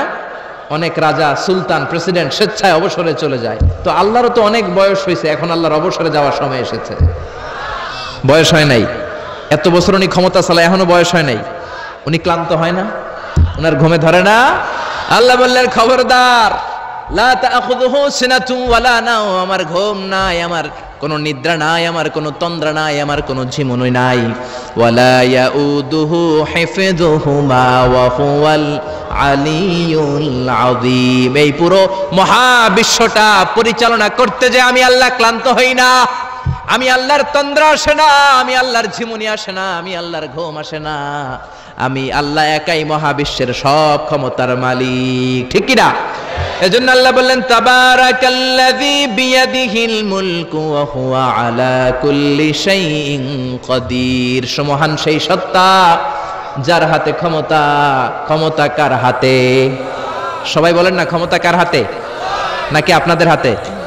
আর কোনদিন বলবেন জনগণ সকল ক্ষমতার উৎস? আর কোনদিন বলবেন সকল ক্ষমতার উৎস হচ্ছে একজন, তিনি কে? আওয়াজ করে বলতে হবে, তিনি কে? আমরা বললাম আল্লাহ, বুঝলাম আপনি ক্ষমতার মালিক। আর কিসের মালিক বলেন? আল্লাহ বললেন আল্লাযী খালাকাল মাউতা ওয়াল হায়াতা লিয়াবলুয়াকুম আইয়ুকুম আহসানু আমালা ওয়া হুয়াল আজিজুল গফুর। আমি শুধু ক্ষমতারই মালিক নই, আমি এমন আল্লাহ যে আল্লাহ জীবন তৈরি করলাম, যে আল্লাহ মরণ তৈরি করলাম। আমি জীবনেরও মালিক, মরণেরও মালিক। আমাদেরকে জীবন দিয়েছে কে? মরণ দিয়েছে কে? আমাদের প্রাণ ভিক্ষা দিতে পারে কে? নাকি আপনাদের রাষ্ট্রপতি? আপনাকে রাষ্ট্রপতি তো নাকি প্রাণ ভিক্ষা দেয়, তাই না? আরে রাষ্ট্রপতিরও তো প্রাণ ভিক্ষা দিবে আল্লাহ, চিল্লায় বলেন ঠিক কিনা? আল্লাহ বললেন আমি এমন আল্লাহ আল্লাযী খালাকাল মাউতা ওয়াল হায়াতা লিয়াবলুয়াকুম আইয়ুকুম আহসানু আমালা। তোমরা কে কেমন আমল করো এটা দেখার জন্য আমি জীবন বানালাম, মরণ বানালাম, আর জীবন মরণের মাঝখানে তৈরি করলাম রূহ তৈরি করলাম। কি তৈরি করলাম? রূহ মানুষ তৈরি করতে পারে না, রূহ তৈরি করতে পারে একজন, তিনি কে? মানুষ কম্পিউটার তৈরি করতে পারে, প্লেন বানাতে পারে, রকেট বানাতে পারে, রোবট বানাতে পারে, সুফিয়া খালারে বানাতে পারে, কিন্তু রূহ বানাতে পারে না। সুফিয়া খালারে চিনেন? আপনারাও চিনেন? আহা, মেয়েদের মতো লিপস্টিক দেয়া হয়েছে ওর ঠোঁটে, মেয়ের আকৃতি দেয়া হয়েছে, অবয়ব দেয়া হয়েছে। সুফিয়া রোবটটাকে দেখে আমার প্রতিবন্ধী মনে হলো, এমনে তাকায়, এমনে করে, এমনে করে, এমনে করে, আর ভেতরে সফটওয়্যারে সব সেট করে দেয়া, যেটা রিমোট কন্ট্রোলে চাপে ওই অনুযায়ী বলে। চিল্লায় বলেন ঠিক কিনা? যারা এই সুফিয়াকে বানিয়েছে, কিয়ামতের দিন আল্লাহ বলবে এই সুফিয়ার ভেতরে রূহ দে, এই সুফিয়ার ভেতরে রূহ দে। যারা এই সুফিয়া নিয়ে পৃষ্ঠপোষকতা করেছে, বিদেশ থেকে দেশে এনেছে, সবাইকেই আল্লাহর সেদিন বিচারের ট্রাইব্যুনালের, সুপ্রিম কোর্টের কারাগারে কাঠগড়ায় আসামি হয়ে দাঁড়াতে হবে। চিল্লায় বলেন ঠিক কিনা? এজন্য আল্লাহ ডেকে বললেন গোলাম আমি জীবন বানালাম, মরণ বানালাম, জীবন মরণের মাঝখানে বানালাম রুহু। এই রুহু থাকলে তুমি জিন্দা, রুহুটা না থাকলে তুমি হয়ে যাও মুর্দা। এই যে মিজানুর রহমান আজারি কথা বলতেছে, হাসে, হাত নাড়ে, কথা বলে, কারণ রুহু আছে। এই রুহুটা বের হয়ে গেলে লাশ হয়ে পড়ে যেতে হবে। চিল্লায় বলেন ঠিক কিনা? মক্কার কাফিররা বলল আব্দুল্লাহর বেটা মুহাম্মদ, রুহু কাকে বলে আমাদের বলো। রুহু দেখতে কেমন, কেমন করে দেহের মধ্যে রুহু ঢুকে, কেমন করে রুহুটা দেহ থেকে উড়াল দেয়, এই রুহুর ব্যাপারে তথ্য দিতে পারলে কালিমা পড়ে সবাই মুসলমান হয়ে যাব। আপনারা রুহু দেখছেন কেউ? আপনার দাদা যে মারা গেল, বাবা যে মারা গেল, রুহুটা যে উড়াল দিল দেখছেন? কালার কেমন, সাইজ কতটুকু, ওজন কতটুকু, দেখতে কেমন? আমরা কেউ রুহু দেখেছি? চিল্লায় বলেন দেখেছি। বিশ্বনবীরে বলা হলো আব্দুল্লাহর বেটা মুহাম্মদ, রুহু কারে বলে? যদি বলতে পারো কালিমা পড়বো। বিশ্বনবী বলতে পারে না, কারণ বিশ্বনবী মন গড়া কোনো কথা বলেন না, আকাশ থেকে গ্রিন সিগন্যাল আসলে তবেই বলেন, ঠিক কিনা? বিশ্বনবী আল্লাহ তাআলার পক্ষ থেকে গ্রিন সিগন্যাল পাওয়ার জন্য উপরে তাকিয়ে রইলেন, আয়াত নাজিল হয়ে গেল। ইয়াসআলুনাকা আনির রূহি কুলির রূহু মিন আমরি রাব্বি ওয়া মা উতীতুম মিনাল ইলমি ইল্লা কালিলা। ও নবী, লোকেরা আপনারা জিজ্ঞেস করে রূহু কাকে বলে? মা হুয়া রূহ, হোয়াট ইজ দ্য স্পিরিট? আপনি বলে দেন রূহু হলো আল্লাহর পক্ষ থেকে স্পেশাল অর্ডার। আল্লাহর অর্ডারে এই রূহুটা দেহের মধ্যে ঢোকে, আবার আল্লাহর অর্ডারে রূহু বের হয়ে যায়। আল্লাহু আকবার। এই রূহুটা মানুষের দেহে ঢুকে কার অর্ডারে, আবার বের হয়ে যাবে কার অর্ডারে? পৃথিবীর যত বিজ্ঞানীরা আছে সবাই মিলেও কি একটা রূহু বানাতে পারবে? জোরে বলেন না, রূহু বানাতে পারবে? আল্লাহ চ্যালেঞ্জ করে বললেন ওমা উতীতুম মিনাল ইলমি ইল্লা কালিলা, তোমাদেরকে একেবারে যত সামান্য কিঞ্চিত জ্ঞান দিয়ে আমি তৈরি করেছি, তোমাদের এই লিমিটেড জ্ঞান দিয়ে রূহু বানানো যাবে? ইউনাইটেড স্টেটস অফ আমেরিকা একজন মেডিকেল সায়েন্টিস্ট এই চ্যালেঞ্জ গ্রহণ করলো। সে চ্যালেঞ্জ গ্রহণ করে বলল আমি রুহু বের করে ছাড়বো। কি বের করব? রুহু। আমেরিকার ওই মেডিকেল সায়েন্টিস্ট সে চ্যালেঞ্জ করে বলল আমি রুহু বানাবো। কি বানাবো? উত্তর দিতে হবে কিন্তু, কি বানাবো? রুহু বানাবো। কেমন করে রুহু বের হয় এটা আবিষ্কার করে আমি নোবেল প্রাইজ জিতবো, নোবেল লরেট হব। 7 বছর সে গবেষণা করলো মুমূর্ষু রোগীদের নিয়ে। মুমূর্ষু রোগী নিয়ে বসে থাকে, কখন রুহুটা বের হবে, রুহু ধরার জন্য বসে থাকে। কিন্তু 7 বছরে হাজার হাজার মুমূর্ষু রোগীর দেহ থেকে রুহু উড়াল দিয়েছে, কিন্তু রুহু ধরতে পারে নাই। সুবহানাল্লাহ কইবেন না? আচ্ছা, এইবার তার মাথায় একটা চিন্তা আসলো, না এই পন্থায় হাঁটলে তো হবে না, আমি একটা কাজ করি, বুলেট প্রুফের গ্লাস দিয়ে একটা ছোট্ট গ্লাসের রুম বানাই, ওই গ্লাসের ভেতরে মুমূর্ষু রোগী ঢুকায় দিব। বুলেট প্রুফ চিনেন তো? মানে গুলি মারলেও গুলি ঢুকবে না। আমাদের মাননীয় প্রধানমন্ত্রী, রাষ্ট্রপতি মহোদয়, ওনারা যে গাড়িগুলো চালায় এগুলো কিন্তু বুলেট প্রুফ, জানেন? গুলি মারলে গুলি ঢুকে না। তো উনি বুলেট প্রুফ গ্লাস দিয়ে, টেম্পার্ড গ্লাস দিয়ে ছোট্ট একটা রুম বানালেন, কাচের গ্লাস। উনি মনে মনে ভাবলেন মুমূর্ষু রোগী যদি এই কাচের গ্লাসের ভেতরে ঢুকাই, যেহেতু বুলেট প্রুফ, কিছু ঢুকেও না, বাইরে হয় না, রুহু বাইরেও কেমনে দেখি। তো কাচের গ্লাস বানিয়ে তার টিমের সবাইকে বলল আইসিইউ থেকে একটা মুমূর্ষু রোগীকে ধরে আনো, আজকে আমি রুহু ধরে ছাড়ুম। তো মুমূর্ষু রোগীকে আনা হয়েছে ইন্টেনসিভ কেয়ার ইউনিট থেকে, তাকে কৃত্রিম অক্সিজেন দিয়ে লাইফ সাপোর্টে রাখা হয়েছে। মেডিকেল টিমের প্রধান বলে এই লোকটারে এই বুলেট প্রুফ গ্লাসের যে ছোট্ট রুম এটার ভিতরে ঢুকানোর আগে চেক হিজ বিপি, তার বিপি মাপ, ব্লাড প্রেশার মাপ। তো মেপে দেখে ঠিক আছে। ওজন মাপ, বলে ওজন মাপা হলো, ওজন হচ্ছে 80 কেজি, 80 কিলোগ্রাম। কত কেজি? 80। সবাই বলেন কত কেজি? 80 কেজি। এবার মেডিকেল টিমের প্রধান বলে মুমূর্ষু রোগীটার ভিতরে ঢুকিয়ে দে। ঢুকানো হলো। এবার সে বলল লাইফ সাপোর্ট খুলে ফেল। সবাই বলে স্যার লাইফ সাপোর্ট খুলে ফেললে তো মরে যাবে। মেডিকেল টিমের প্রধানকে মারার জন্যই তো আনছি, এটার না মারলে আমি রুহু পামু কেমনে? এটা রুহুটা তো বের করতে হবে দেহ থেকে। তো যেই কথা সেই কাজ, ঢুকানো হলো, লাইফ সাপোর্ট খুলে ফেলা হলো। লোকটা গ্লাস ফিটিং করা রুমের ভেতরে ছটফট করতে করতে দুনিয়া থেকে বিদায় নাই। এবার মেডিকেল টিমের প্রধান রুহু খুঁজতেছে। দুনিয়া থেকে বিদায়, তার মানে তো রুহু বের হয়ে গেছে, কিন্তু রুহু আর খুঁজে পায় না। গ্লাসের এই দিকে তাকায়, ওই দিকে তাকায়, নিচে উপরে ডানে বায়ে সামনে পেছনে, কোথাও রুহু নাই। রুহু খুঁজে পাওয়া যায় না। সে ভাবলো আমি গ্লাসের দরজাটা খুলে হাত দিয়ে এরকম বাইং মাছ যেমনে হাতায়, এরকম হাতাইলে হয়তো রুহু পাবো। তো কাচের গ্লাস খুলে হাত দিয়ে এরকম হাতানো শুরু করলো। হাতাতে হাতাতে পুরো গ্লাস ফিটিং করা রুমের ভিতরে সব খুঁজে ফেললো, কিন্তু রুহু খুঁজে পাওয়া যায় নাই। লোকটাকে বের করা হলো। উনি বললেন চেক হিজ বিপি, বিপি মাপতো। সবাই বলে স্যার এটা তো ময়রা ভূত হয়ে গেছে, এখন তো বিপি নাই। বিপি বুঝেন তো, ব্লাড প্রেশার। এই যে ধাক্কাটা, অলিন্দ নিলয়, সিস্টোলিক ডায়াস্টোলিক, জন্মের পর থেকেই আমাদের এই যে দম নেয়া আর দম ছেড়ে দেওয়ার খেলাটা আছে না নাই? কথা বলে, এই যে ফুসফুস দম নেয়, দম ছেড়ে দেয়। শীতের রাতে আপনি কম্বল গায়ে দিয়ে ঘুমায় যান, আপনার দমও কি ঘুমায় যায়? আপনার দম ঘুমাইলে তো আপনি ঠুস। আয় রে মানুষ রঙিন ফানুস, দম ফুরাইলে তবু তো ভাই কারোরই নাই একটুখানি। আয় রে মানুষ রঙিন ফানুস, রঙিন ফানুস, আয় রে মানুষ। পড়েন আল্লাহু আকবার। এবার মেডিকেল টিমের প্রধান বলে চেক হিজ বিপি, বিপি মাপ। সবাই বলে বিপি নাই, কিন্তু ওজন আছে না নাই? মরার পরেও তো একটা লাশের ওজন থাকে কি থাকে না? এবার মেডিকেল টিমের প্রধান বলে চেক হিজ ওয়েট, ওজন মাপ। এবার ওজন স্কেলে সরানোর পরে দেখা গেল লোকটা মরার আগে ছিল 80, এখন হয়ে গেছে 78 কেজি। কয় কেজি? মরার আগে লোকটা ছিল কয় কেজি? মরার পরে ওজন দেওয়ার পরে ওজন হয়ে গেছে কয় কেজি? কমছে কয় কেজি? মেডিকেল টিমের প্রধান কয় আমি পাইছি। সবাই কয় কি পাইছেন? মেডিকেল টিমের প্রধান কয় ওইডা। সবাই কয় কোনডা? কয় রুহু। কেমনে পাইলেন? কয় মরার আগে ছিল 80 কেজি, মরার পরে 78 কেজি, কমছে 2 কেজি। তার মানে যেটা উড়াল দিছে ওইটাই 2 কেজি। পাইছে ঘোড়ার ডিম। কিন্তু বিজ্ঞানীদের নিয়ম হচ্ছে আপনি একটা রেজাল্ট দিয়েই ফাইনাল জাজমেন্ট দিতে পারবেন না, আপনার আরো কিছু নমুনা সংগ্রহ করতে হবে। সে বলল আরেকটা রোগীকে আইসিইউ থেকে নিয়ে আয়, ওজন মাপ, বিপি মাপ। বিপি ওকে, ওজন কত? 70 কেজি। দ্বিতীয় যে লোকটাকে আনা হলো তার ওজন 70 কেজি। চিল্লায় বলেন কয় কেজি?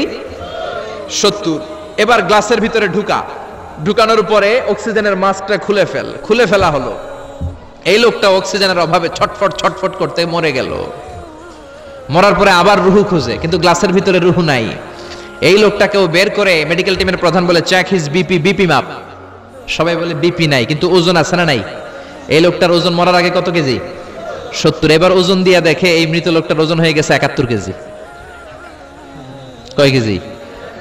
আগেরটা তো কম ছিল, মিলানো গেছে। এবার যাবি কই?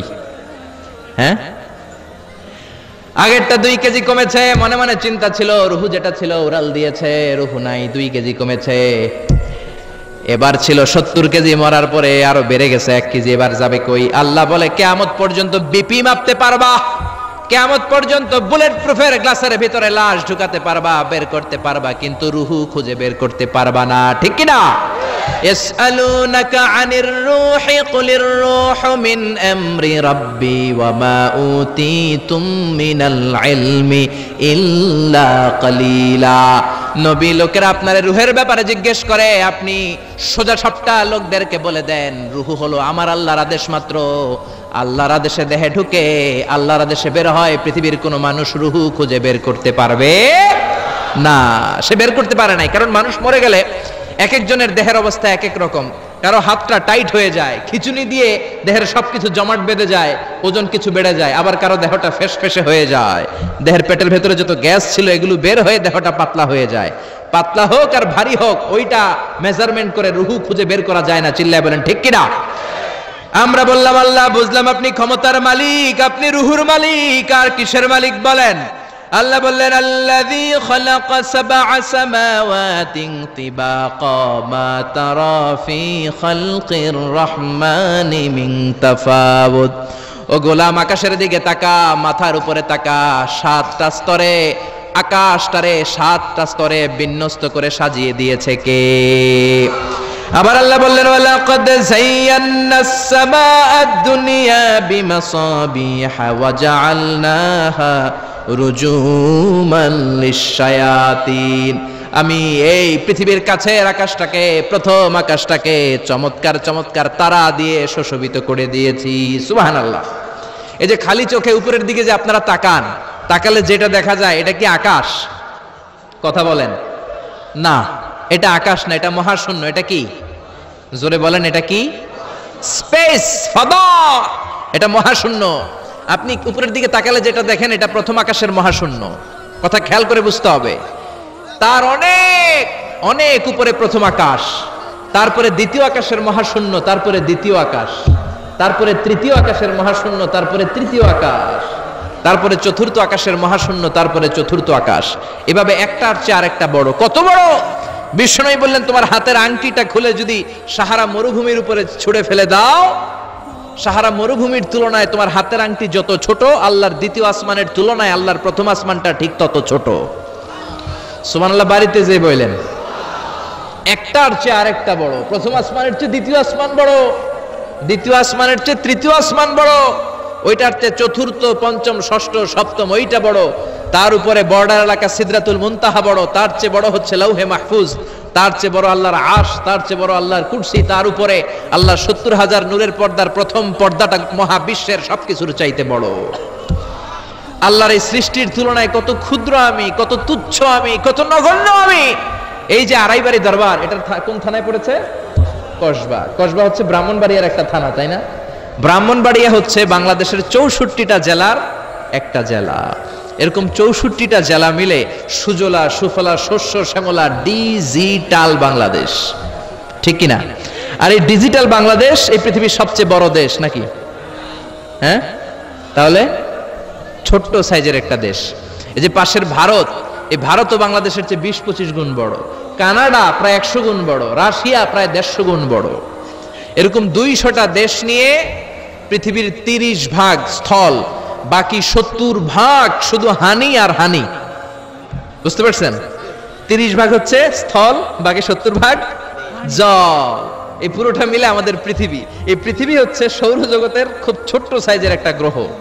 সৌরজগৎ নিয়ে যাদের কিছু পড়াশোনা আছে তারা জানবেন, এই সৌরজগতের একটা ছোট্ট বালিকণার চেয়েও ছোট সাইজের একটা গ্রহ হচ্ছে পৃথিবী। এই সৌরজগতের যে গ্রহগুলো আছে, এমনও গ্রহ আছে যেগুলো পৃথিবীর চাইতে সাইজে অনেক বড়।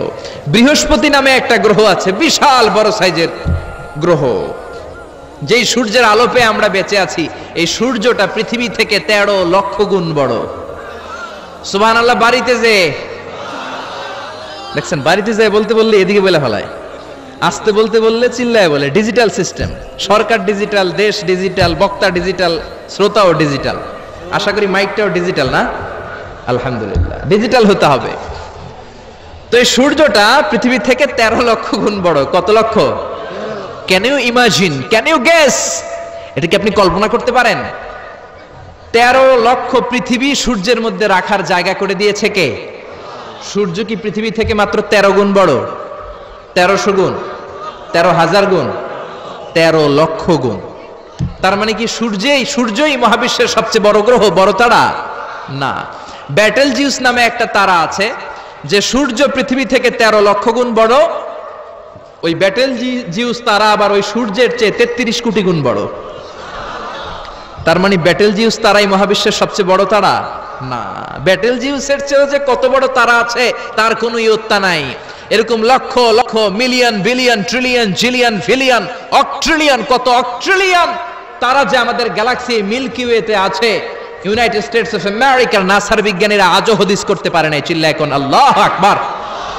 সূর্যের পরে পৃথিবীর সবচেয়ে কাছের তারার নাম হচ্ছে প্রক্সিমা সেন্ট্রাই, তারপরে আলফা সেন্ট্রাই এ, আলফা সেন্ট্রাই বি, ইটা ক্যারিনা, ব্যাটেল জিউস একটার চেয়ে আরেকটা বড়।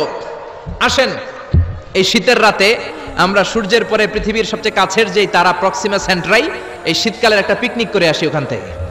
প্রক্সিমা সেন্ট্রাইতে আমরা পিকনিক করতে যাবেন? ওখানে যদি আমরা শীতকালীন পিকনিক করতে যাই তাহলে আমাদের কত সময় লাগবে? ছোট্ট একটা আইডিয়া দেই। তো আমরা যে পিকনিকে যাব, যারা যারা হাত তোলেন, কিভাবে যাইবেন? গাড়িতে? কেন? প্লেনে? রকেটে? হ্যাঁ, রকেটে যাইতে হবে, প্লেনে যাওয়া যাবে না। কারণ বর্তমান বিশ্বে সবচেয়ে দ্রুতগামী যে প্যাসেঞ্জার প্লেন আবিষ্কার হয়েছে, এটার নাম হচ্ছে বোম সুপারসনিক। কি নাম? Bomb supersonic. Bomb bomb Afridi না, আবার বোম সুপারসনিক। এটা ঘন্টায় চলে 1300 কিলোমিটার বেগে। এটা দিয়েও যাওয়া যাবে না, কারণ কোনো প্যাসেঞ্জার বিমান দিয়ে এই যে মাধ্যাকর্ষণ শক্তি, এটাকে ডিঙানো যায় না। আমাদেরকে যেতে হবে রকেট দিয়ে। কোন রকেট দিয়ে যাব? যে রকেট দিয়ে নীল আর্মস্ট্রং, এডউইন অলড্রিন আর মাইকেল কলিন্স 1969-এ চাঁদে নেমেছিল। ওই রকেটটার নাম হচ্ছে অ্যাপোলো 11। যারা যারা হাত তুলছেন একটু নামটা মুখস্থ রাখেন, অ্যাপোলো 11। তা না হলে আপনি ঘুরে আসলে লোকেরা জিজ্ঞেস করতে পারে কোন রকেটে গেছিলেন, তখন বলতে হবে না অ্যাপোলো 11-এ গেছিলাম। তো ঠিক আছে, যারা যারা হাত তুললেন তারা আর আমি এখন পৃথিবী থেকে সবচেয়ে কাছের যে তারাটা প্রক্সিমা সেন্ট্রাই তার নাম, ওইখানে পিকনিকে যাব। তো এই যে রকেটটা দিয়ে যাব অ্যাপোলো 11, এটা কত দ্রুত চলে এটা আগে শোনেন। এই অ্যাপোলো 11 সেকেন্ডে চলে 11 কিলোমিটার বেগে, মিনিটে চলে 660 কিলোমিটার বেগে, আর ঘন্টায় চলে 39,000 কিলোমিটার বেগে। সুবহানাল্লাহ, মজা করে কইতে পারলেন না? 39,000 কিলোমিটার বেগে ঘন্টায় চলে। আচ্ছা, বাংলাদেশ থেকে আমেরিকা কত কিলো হবে? 8-10,000 কিলো। তার মানে এই রকেটটা দিয়ে বাংলাদেশ থেকে আমেরিকায় 1 ঘন্টায় 4 বার আসা যাওয়া করা যাবে। সুবহানাল্লাহ পড়েন। তো যারা যারা হাত তুলেছেন, আসেন আমরা এই রকেট দিয়ে পৃথিবীর সবচাইতে কাছের তারা প্রক্সিমা সেন্ট্রাইতে শীতকালের পিকনিকে যাব। কিন্তু যাবেন যে কত সময় লাগবে এটাও তো জানার দরকার আছে না নাই? যেই রকেটটা অ্যাপোলো 11 ঘন্টায় চলে কত হাজার কিলোমিটার বেগে? 39,000 কিলোমিটার বেগে। 39,000 কিলোমিটার বেগে ছোটে এরকম একটা রকেট দিয়ে যদি পৃথিবীর সবচেয়ে কাছের তারায় আমরা পৌঁছতে চাই, আমাদের 1,15,000 বছর লেগে যাবে।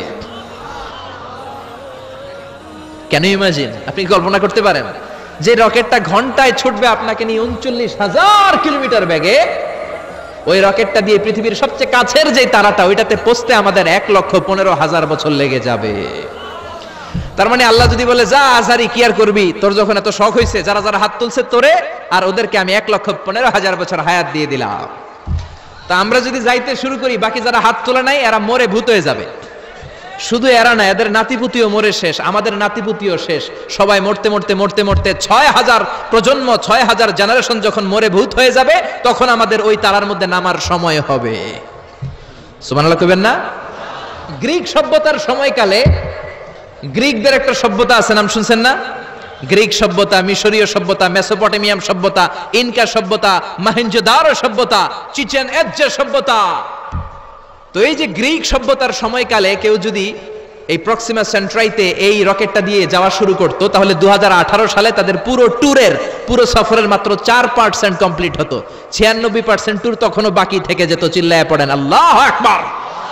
ওই আল্লাহ ডেকে বললেন, গোলাম ওয়ালাকাদ যায়্যানাস সামাআদ দুনিয়া বিমাসাবিহা ওয়া জাআলনাহা রুজুমান লিশ-শায়াতিন। এরকম বিশাল বিশাল তারকারাজি দিয়ে, তারা দিয়ে প্রথম আকাশটাকে আমি আল্লাহ সুশোভিত করে দিয়েছি। পড়েন সুবহানাল্লাহ। তো এরকম তারা কি মহাশূন্যে শুধু একটা আছে? কত হাজার আছে কেউ জানে না। চিল্লায় বলেন ঠিক কিনা? সূরাতুল মুলক অনেক লম্বা, তো আমি হাইলাইটেড জায়গাগুলো নিয়ে আপনাদের সাথে কথা বলি। এরপরে রাব্বুল আলামিন প্রথম রুকুর শেষের দিকে বললেন, ওয়া আসিররু কাওলাকুম আও ইজহারু বিহি ইন্নাহু আলিমুম বিযাতিস সুদূর। ও গোলাম, তোমরা আস্তে কোনো কথা বলো, প্রকাশ্যে বলো কিংবা গোপনে বলো, কেউ শোনে না, শোনে কে? চিল্লায় বলেন, কেউ যেটা দেখে না দেখে কে? কেউ যেটা শোনে না শোনে কে? দুনিয়ার সবার চোখ আপনি ফাঁকি দিতে পারবেন, আমার আল্লাহর চোখ ফাঁকি দেয়া যাবে নাকি? আচ্ছা বলেন তো, পুলিশের চোখ ফাঁকি দেয়া যায় কি যায় না? র্যাবের চোখ, বিমানবন্দরে কাস্টমস অফিসারের চোখ, দুর্নীতি দমন কমিশনের অফিসারের চোখ, পরীক্ষার হলে ম্যাজিস্ট্রেটের চোখ, কিন্তু আমার আল্লাহর চোখ ফাঁকি দেয়া যায়? আপনি রাত্রিবেলা দরজা বন্ধ করে জানলা আটকে দিয়ে বাতি বন্ধ করে পাপ করেছেন, অন্যায় করেছেন, কেউ দেখে নাই, দেখেছে কে? এরপরে আল্লাহ বললেন আওয়ালাম ইয়ারাউ ইলা তাইরি ফাওকাহুম সাফাতিন ওয়া ইয়াকবিদনা মা ইউমসিকুহুন্না ইল্লার রাহমান ইন্নাহু বিকুল্লি শাইইন বাসীর। আল্লাহ ডেকে বললেন গোলাম ওরা কি পাখির দিকে তাকায় না? আওয়ালাম ইয়ারাউ ইলা তাইর, ওরা কি পাখির দিকে নজর করে না? ফাওকাহুম সাফাতিন ওয়া ইয়াকবিদ, যেই পাখিগুলো ওদের মাথার উপর দিয়ে উড়ে বেড়ায়, যেই পাখিগুলো ওদের মাথার উপরে ডানাগুলো মেলে দেয়, আবার ডানাগুলো ঝাপটে জমিনের মধ্যে নেমে আসে, ওরা কি পাখির দিকে তাকায় না? কেউ যদি পাখি নিয়ে গবেষণা করে সে নাস্তিক হতে পারে। আপনি যদি পাখি নিয়ে রিসার্চ করেন আপনি নাস্তিক হতে পারবেন না। এজন্য আল্লাহ তাআলা পবিত্র আল কোরআন আল কারীমের অনেক জায়গায় পাখির কথা বললেন, পাখি দিয়ে আল্লাহ দৃষ্টান্ত দিলেন। সুলাইমান আলাইহিস সালামকে আল্লাহ তাআলা একটা স্পেশাল পাখি দিলেন, ওটার নাম হচ্ছে হুদহুদ। 1000 মিটার উপর থেকেও তার এই পাখির চোখে মেগাপিক্সেল এত বেশি ছিল, জমিনের দিকে নজর করেই জমিনের কত ফুট নিচে মিষ্টি পানি আছে এই পানির সন্ধান সে সুলাইমান নবীকে দিয়ে দিত। সুবহানাল্লাহ পড়েন। কত কিসিমের, কত ধরনের, কত রং বেরঙের পাখি যে আল্লাহ পৃথিবীতে বানিয়েছেন তার কোনো ইয়ত্তা নেই। হামিং বার্ড নামে একটা পাখি আছে, নর্থ আমেরিকাতে পাওয়া যায়, পৃথিবীর সবচেয়ে ছোট্ট সাইজের পাখি। এটা যখন প্রাপ্ত বয়সে পৌঁছে এই পাখিটার সাইজ হয় মাত্র 3 ইঞ্চি। কয় ইঞ্চি? পৃথিবীর সব পাখি সামনের দিকে উড়ে, আর এই হামিং বার্ড সামনেও যেমনি উড়ে পিছনের দিকে উঠতে পারে। সুবহানাল্লাহ কইলেন না? এই পাখিটা প্রতি সেকেন্ডে তার পাখা ঝাপটায় 80 বার। কয়বার? আমি আপনি আমাদের হাতগুলো 1 সেকেন্ডে ঝাপটাতে পারবো কয়বার? 4 বার, সবচেয়ে বেশি হলে 5 বার। আর এই পাখিটা প্রতি সেকেন্ডে তার ডানা ঝাপটায় 80 বার। চিল্লায় কোন সুবহানাল্লাহ।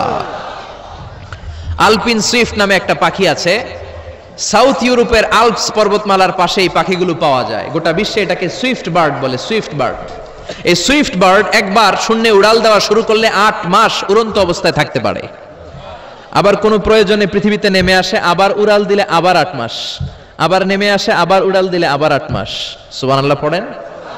হোমা বার্ড নামে একটা পাখি আছে, যে পাখিটা উড়ন্ত অবস্থায় ডিম পেড়ে দেয়, আর ওই ডিম জমিনে পড়ার আগেই উড়ন্ত অবস্থায় শূন্যে থাকতে ওই ডিম ফুটে বাচ্চা বেরোয়, ওই বাচ্চাও আবার শূন্যে উঠতে শুরু করে দেয়। এজন্য রাব্বুল আলামিন বলেন আওয়ালাম ইয়ারাউ ইলা তাইরি ফাওকাহুম সাফাতিন ওয়া ইয়াকবিদ মা ইউমসিকুহুন্না ইল্লার রাহমান ইন্নাহু বিকুল্লি শাইইন বাসীর। নাস্তিকগুলো কি পাখির দিকে নজর করে তাকায় না? কেমন করে তাদের উপর দিয়ে পাখাগুলো মেলে দিয়ে তারা উড়ে বেড়ায়। সাফাতিন ওয়া ইয়াকবিদনা, পাখাগুলো ডানাগুলো মেলে দেয়, আবার ডানা ঝাপটায়। এই পাখিগুলোকে শূন্যে কেউ ধরে রাখে নাই, ধরে রেখেছে একজন, তিনি হলেন আমার আল্লাহ। তিনি কে? এই যে পাখিগুলো শূন্যে উড়ন্ত অবস্থায় থাকতে পারে, ওদেরকে শূন্যে উড়ন্ত অবস্থায় রাখলো কে? জোরে বলেন কে? ছোট্ট হাঁসের বাচ্চা পৃথিবীতে আসার সাথে সাথে কেমন করে পানিতে সাঁতার কাটে? কে হাঁসের বাচ্চারা শিখালো যে তোর ডানা ঝাপটাতে হবে, পা নাড়াতে হবে? শিখালো কে? গাভীর পেট থেকে বাছুর বের হয়েই গাভীর ওলানের মধ্যে ঢু মারে। কে ওরে শিখালো ওই জায়গায় ঢু দে, ওইখানে ঢু মারলেই তোর রিজিক বেরোবে? কে শিখালো? সুবহানাল্লাহ কইতে মন চায় না? এজন্য আল্লাহ বললেন ওরা কি পাখির দিকে তাকায় না?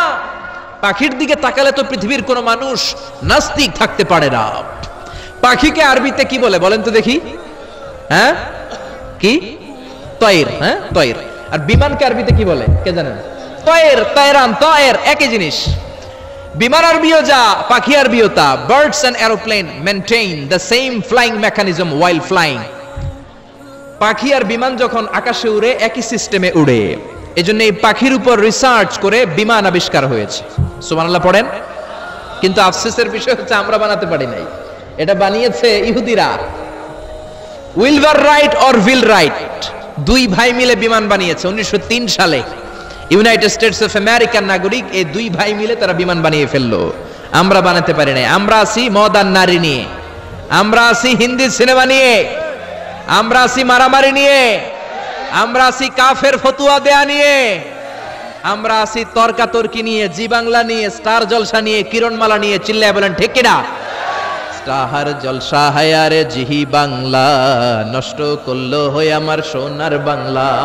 স্টাহার জলসা হায়ারে জিহি বাংলা, নষ্ট করলো হয়ে আমার সোনার বাংলা। ঠিক কিনা? কেমন করে পরকিয়া করতে হবে, শাশুড়ি বউয়ের মধ্যে কেমন করে কুটনামি লাগাতে হবে, এগুলো ট্রেনিং জি বাংলা, স্টার জলসা, হিন্দি সিনেমার ভেতরে আছে না নাই?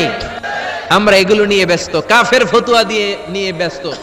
কথায় কথায় আমাদের মুখ দিয়ে বেরোয় তুই কাফের, তুই 3 কারণে কাফের, তুই 5 কারণে কাফের, তুই 6 কারণে কাফের।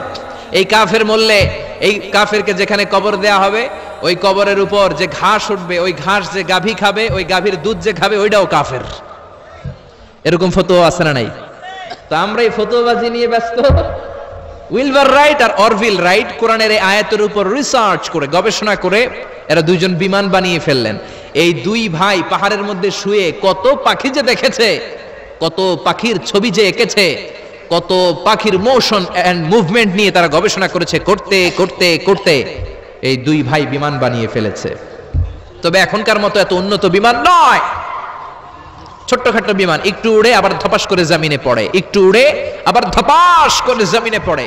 সর্বপ্রথম ফ্রান্সের এক শহর থেকে আরেক শহরে, পৃথিবীর প্রথম প্যাসেঞ্জার বিমান এক শহর থেকে আরেক শহরে ল্যান্ড করেছে। এই তো মানুষের স্বপ্ন বাস্তবায়িত হয়ে গিয়েছে। এতদিন মানুষ শুধু দেখতো হায় রে পাখি উড়ে, আমরা উঠতে পারি না। এখন পাখির চেয়ে আরো দ্রুত বেগে আমরা উড়ি। ঠিক কিনা? এই যে আপনারা হজে যান, কিভাবে যান? প্লেনে যান। প্লেনে যান তো বুঝলাম, উড়ে উড়ে যান না? পাখি আর কত দ্রুত উড়ে, পাখির চেয়ে দ্রুত বেগে আমরা উঠতে পারি। চিল্লায় বলেন ঠিক কিনা? এই বিমান আবিষ্কার হওয়ার আগ পর্যন্ত পৃথিবীর সব দেশের ছিল শুধু সেনাবাহিনী আর নৌবাহিনী। বিমান আবিষ্কারের পর শুরু হয়ে গেল বিমান বাহিনী। এখন সব স্বাধীন দেশের বিমান বাহিনী আছে না নাই? Air force, military. এখন মানুষ ড্রোন হামলা করে, মিসাইল হামলা করে, ব্যালিস্টিক ক্ষেপণাস্ত্র দিয়ে হামলা করে। United States of America Little Boy and Fat Man নামে 2টা পারমাণবিক বোমা দিয়ে জাপানের হিরোশিমা নাগাসাকিকে ধ্বংস করে মেসাকার করে দিয়েছে। এমন ভাবে ধ্বংস করেছে, তারপরে কয়েক প্রজন্ম যারাই জন্ম নিত জাপানের হিরোশিমা নাগাসাকিতে বিকলাঙ্গ হয়ে জন্মাতো। হয় হাত নাই, নয় পা নাই, নয় চোখ নাই, নয় ঠ্যাং নাই। চিল্লায় বলেন ঠিক কিনা? এজন্য আল্লাহ বললেন, গোলাম আওয়ালাম ইয়ারাউ ইলাত তাইরি ফাওকাহুম সাফাতিন ওয়া ইয়াকবিদ মা ইউমসিকুহুন্না ইল্লার রহমান ইন্নাহু বিকুল্লি শাইইন বাসীর। এই পৃথিবীর স্বঘোষিত নাস্তিকগুলা কি পাখির দিকে নজর করে তাকায় না? পাখি নিয়ে কোন নাস্তিক যদি গবেষণা করে, ওই নাস্তিক আর নাস্তিক থাকতে পারে না। ওরে নাস্তিক থেকে আস্তিক বানায়া দিবে কে? এরপর আল্লাহ বললেন, আম্মান হাযাল্লাযী ইয়ারযুকুকুম ইন আমসাকা রিজকাহু বাল্লাজ্জু ফি উতুওয়িন ওয়া নুফুর। আল্লাহ বললেন, ও গোলাম, আমি আল্লাহ রিজিক দেই। আমি আল্লাহ যদি তোদের রিজিক বন্ধ করে দেই, কে আছে তোদের রিজিক দিতে পারে? রিজিক দেওয়ার মালিক কে? পৃথিবীতে যত খাবার আছে সব খাবারগুলো যদি নষ্ট হয়ে যায়, আমাদেরকে খাবার দিবে কে? ঘুম থেকে উঠে দেখলেন কোথাও কোনো খাবার নাই, বাজারে ফলমূল নাই, বিস্কুট নাই, আলু নাই, সিঙ্গারা নাই, কিচ্ছু নাই। ক্ষেতের মধ্যে কোনো ফসল নাই, গাছের মধ্যে ফুল ফল কিচ্ছু নাই। এরকম যখন অবস্থা হয়ে যাবে, আল্লাহ যদি রিজিকগুলো দেয়া বন্ধ করে দেয়, আপনাদেরকে রিজিক দিবে কে? খাদ্য দিবে কে? নাকি আপনাদের খাদ্যমন্ত্রী? আপনাদের খাদ্যমন্ত্রীও রিজিক দিতে পারবে না? প্রধানমন্ত্রী? জোরে বলেন। এজন্য আল্লাহ বললেন, আমা মিন দাব্বাতিন ফিল আরদি ইল্লা আলাল্লাহি রিজকুহা। এই জমিনের মধ্যে যত ধরনের প্রাণী আছে, মাছ আছে, পশু আছে, সব প্রাণীগুলাকে, মানুষগুলাকে রিজিক দেয় কে? তিমি মাছগুলো সকালবেলা সাগরের এই মাথা থেকে ওই মাথা যায় খালি পেটে, বিকেলবেলা পেট ভর্তি করে তিমি মাছটারে ফিরায় দেয় কে? বাবুই পাখি সকালবেলা বাসা থেকে খালি পেটে বের হয়ে যায়, বাবুই পাখির পেট ভর্তি করে বিকেল বেলায় বাসায় ফিরিয়ে দেয় কে? রিকশাওয়ালা সকালবেলা আল্লাহর নাম নিয়ে খালি পকেটে রিকশা নিয়ে বের হয়ে যায়, বিকেল বেলা রিকশাওয়ালার পকেট ভর্তি করে রিকশাওয়ালাকে বাড়িতে ফিরায় দেয় কে? এজন্য রিজিক দেওয়ার মালিক একজন, তিনি কে? চিল্লায় বলেন না, তিনি কে? আল্লাহ ছাড়া কেউ রিজিকের ব্যবস্থা করতে পারে না। সাইয়েদনা সুলাইমান আলাইহিস সালাম ছিলেন গোটা বিশ্বের বাদশা। 4 জন বাদশা যারা গোটা বিশ্বকে শাসন করেছে। এই 4 জনের 2 জন হচ্ছে মুমিন, 2 জন কাফের। কাফেরের একজন হচ্ছে নমরুদ, আরেকজন হচ্ছে বখতনাসর। এই বখতনাসরকে ইংরেজিতে বলে Nebuchadnezzar the second. He was the constructor of the hanging garden of Babylon. ব্যাবিলনের শূন্য উদ্যানের নির্মাতা। এই দুইজন কাফির শাসক গোটা বিশ্বের বাদশা ছিল। আর মুমিন ছিল দুইজন, একজন সাইয়েদনা সুলাইমান আলাইহিস সালাম, আরেকজন হচ্ছে যুলকারনাইন। কোন সুবহানাল্লাহ। তো সুলাইমান আলাইহিস সালাম আল্লাহর জলিল কদর পয়গম্বর, আল্লাহরে বললেন, আল্লাহ তুমি আমারে গোটা বিশ্বের বাদশা বানালা, আমি চাই একদিন আমি গোটা বিশ্বের সব মানুষ প্রাণী আর মাছগুলোকে লাঞ্চ খাওয়াবো। লাঞ্চ কি খাওয়াবো? লাঞ্চ বুঝেন তো আপনারা? লাঞ্চ মানে কি? দুপুরের খাবার। আচ্ছা, তো সাইয়েদনা সুলাইমান আলাইহিস সালাম ইচ্ছা পোষণ করলেন, আল্লাহ এই বর্ণনাটা মিনাল ইসরাইলিয়াত, ইসরায়েলি বর্ণনা, কিন্তু বর্ণনা করা যাবে, সমস্যা নাই। ওয়া হাদিসু আন বানি ইসরাঈলা ওয়ালা হারাজ, সমস্যা নাই, এটা আমাদের কোরআন বা হাদিসের কোনো আয়াতের সাথে কন্ট্রাডিক্ট করে না, এজন্য বর্ণনা করা যায়। তো সাইয়েদনা সুলাইমান বললেন, আল্লাহ গোটা বিশ্বের সব প্রাণীকুল, পশুকুল, পক্ষীকুল, মৎস্যকুল, মানবকুল, জিনকুল সবাইকে আমি একবেলা কি খাওয়াবো? সবাই বলেন, কথা বলেন না। লাঞ্চ খাওয়াবো, দুপুরের খাবার। সবাই বলেন কি খাওয়াবে? দুপুরের খাবার খাওয়াবো। আল্লাহ বললেন, no, it's not your duty man, it's not your job. Sulaiman এটা তোমার কাজ না, এটা আমার কাজ, তুমি পারবা না। সাইয়েদনা সুলাইমান বললেন, আল্লাহ লেট মি ট্রাই, আমার একটু চেষ্টা করতে দেন না, আমার মনে বড় শখ, গোটা বিশ্বের বাদশা আমারে বানায় দিলেন, গোটা বিশ্বের প্রেসিডেন্ট করে আপনি আমাকে সিলেক্ট করলেন, আমি যদি একবেলা সবারে মেহমানদারি করাইতে পারতাম আমার কলিজাটা ঠান্ডা হয়ে যেত। সুলাইমান আলাইহিস সালামও জোরাজুরি করতে শুরু করলেন, আল্লাহও রাজি হয় না, সুলাইমান নবীও ছাড়েন না। পরে সুলাইমান আলাইহিস সালামের জোরাজুরির কারণে আল্লাহ বললেন, ওকে ট্রাই করে দেখো পারো কিনা। সাইয়েদনা সুলাইমান আলাইহিস সালামের অনুসারী ছিল জিনেরা। জিনেরা ওনার কথা শুনতো, সব জিনদেরকে নিয়ে বসালো, জিনদের সাথে গোল টেবিল বৈঠক। জিনের বাদশারে বলল, জিনের বাদশা আমি গোটা বিশ্বের সব মানুষগুলোকে একদিন দুপুরের খাবার খাওয়াবো, যাও সাগরের পাড়ে 40 কিলোমিটার জায়গার মধ্যে খাবারের আয়োজন করো। জিনের বাদশা বিশাল বিশাল ড্যাগ পাতিল নিয়ে সমস্ত জিনদেরকে নিয়ে রান্না বান্নার কাজ শুরু করলো। আফ্রিকার জঙ্গল থেকে আস্ত আস্ত গরুগুলোকে এনে ফ্রাই করতে আরম্ভ করলো, হরিণগুলোকে রোস্ট করতে আরম্ভ করলো, সাগরের তিমি মাছগুলোকে ভুনা করতে শুরু করলো, আকাশের বড় বড় পাখিগুলোকে রোস্ট করতে শুরু করলো। 40 কিলোমিটার ব্যাপী জায়গা নিয়ে খাবার তৈরি করা হচ্ছে, কারণ সাইয়েদনা সুলাইমান আলাইহিস সালাম গোটা বিশ্বের মানুষকে, গোটা বিশ্বের প্রাণীগুলোকে একদিন দুপুরের খাবার খাওয়াবে। তো 40 কিলোমিটার জায়গার মধ্যে খাবারের আয়োজন করা হলো।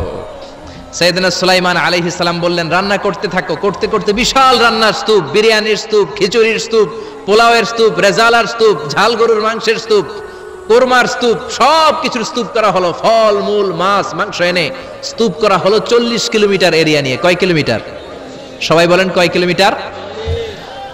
সব যখন রান্না শেষ, চলে এলো সেই মাহেন্দ্রক্ষণ, সেই মাহেন্দ্র দিন, যেদিন তিনি আপ্যায়ন করাবেন। সাইয়েদনা সুলাইমান আলাইহিস সালাম উদ্বোধনী ভাষণ দিবেন, মানে উদ্বোধন করবেন। খাবার উদ্বোধন করা লাগবে না, এটা তো গোটা বিশ্বের মানুষ খাবে, মহাবিশ্বের সব প্রাণী খাবে।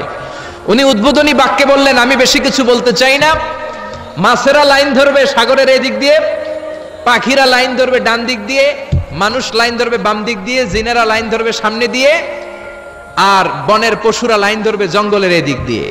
লাইনে লাইনে আসো, তোমাদেরকে খাবার দেয়া হবে সকাল থেকে সন্ধ্যা পর্যন্ত, যার যত মনে চায় পেট ভর্তি খাবার দেয়া হবে। ইন দ্য মিন টাইম সাগরের ভেতর থেকে এক বিশাল আকৃতির তিমি মাছ আ করে ডেকে বলল, সুলাইমান আমি লাইন টাইন মানি না। কি মানি না? তুমি তোমার উদ্বোধনী বক্তব্যে বলেছো লাইন ধরে খাবার নিতে হবে, আমি লাইন টাইন মানি না। আমার পেটে প্রচন্ড ক্ষুধা, ক্ষুধার জ্বালায় আমি মরতে বসেছি, আমি লাইন মানি না, খাবার দাও। সাইয়েদনা সুলাইমান আলাইহিস সালাম বললেন, আমি নবী মানুষ, আমি বেলাইন করতে পারি না। সাইয়েদনা সুলাইমান বললেন, আমি লাইন ছাড়া খাবার দিতে পারি না। তিমি মাছ বলে, আমি লাইন মানি না, আমার পেটের ভেতরে এত ক্ষুধা, ক্ষুধার জ্বালায় আমি মরে যাচ্ছি। তোমার এই মেহমানখানায় এসে খাবারের অভাবে আমি যদি তিমি মাছ মারা যাই, কিয়ামতের দিন আল্লাহ তোমারে ছাড়বে না রে সুলাইমান। সুলাইমান আলাইহিস সালাম পড়ে গেছে বিপদে। হায় হ্যাঁ, আসলে এটা যদি মরে যায় তাহলে তো সমস্যা, ব্যাড রেকর্ড হয়ে যাবে, ঠিক কিনা? তো উনিও লাইন মেনটেন করতে বলতেছেন, তুমি মাসও লাইন মানবে না, বেলাইন। কিছু লোক আছে এরকম, পুলিশ দ্বারায় আছে, র্যাব দ্বারায় আছে, ওর মধ্যে বেলাইন করে ফেলায়, আছে না নাই? তিমি মাছ বলে, আমি লাইন টাইন মানি না। তো সুলাইমান আলাইহিস সালাম বললেন, ঠিক আছে সবার জন্য লাইন, শুধু এইটার জন্য বেলাইন। উনি ঘোষণা দিলেন, যাও এটারে খাবার দাও। তো তিমি মাছ বলল, সুলাইমান আমি এই যে আমার মুখটাকে, বিশাল মুখটাকে হাঁ করে রেখেছি, আমার মুখের ভেতরে জিনদেরকে বলো খাবার ঢুকায় দিতে। যতক্ষণ না আমার পেট ভরবে আমি হা করে থাকবো, চিল্লায় কোন আল্লাহু আকবার। সাইয়েদনা সুলাইমান আলাইহিস সালাম ভাবলেন বিশাল একটা আস্ত গরুর রোস্ট যদি ঢুকাই দেই তাহলেই তো শেষ, কেল্লা ফতে, ঠিক কি না?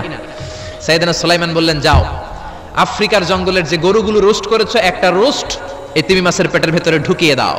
জিনের বাদশা যে রোস্ট ঢুকায় দিছে ওইটা হা করেই আছে। সাইয়েদনা সুলাইমান বললেন, কয়েকটা খাসি মেরে দাও। খাসি মেরে দেয়া হলো, এটা হা করে আছে। কয়েক বস্তা বিরিয়ানি মেরে দাও, মেরে দেয়া হলো। বললো আরো 10টা গরু ঢুকায় দাও, হা করে আছে। আরো 50টা খাসি ঢুকায় দাও, হা করে আছে। আরো কয়েক হাজার তিমি মাছ রোস্ট করে ঢুকায় দাও, ঢুকায় দিতেছে। খাবার যত আছে দিতে শুরু করলো। ইন দ্য মিন টাইম 1 কিলোমিটারের খাবার শেষ। সুবহানাল্লাহ কইবেন না? তিমি মাছ বিশাল বড় হা করে বসে আছে সাগরে। জিনের বাদশা খাবার দিতে লাগলো। 1 কিলোমিটার শেষ, 5 কিলোমিটার শেষ, 10 কিলোমিটার শেষ, 20 কিলোমিটার শেষ, 30 কিলোমিটার শেষ, 40 কিলোমিটার শেষ। এখনো তিমি মাছের মুখ হা করা আছে না নাই?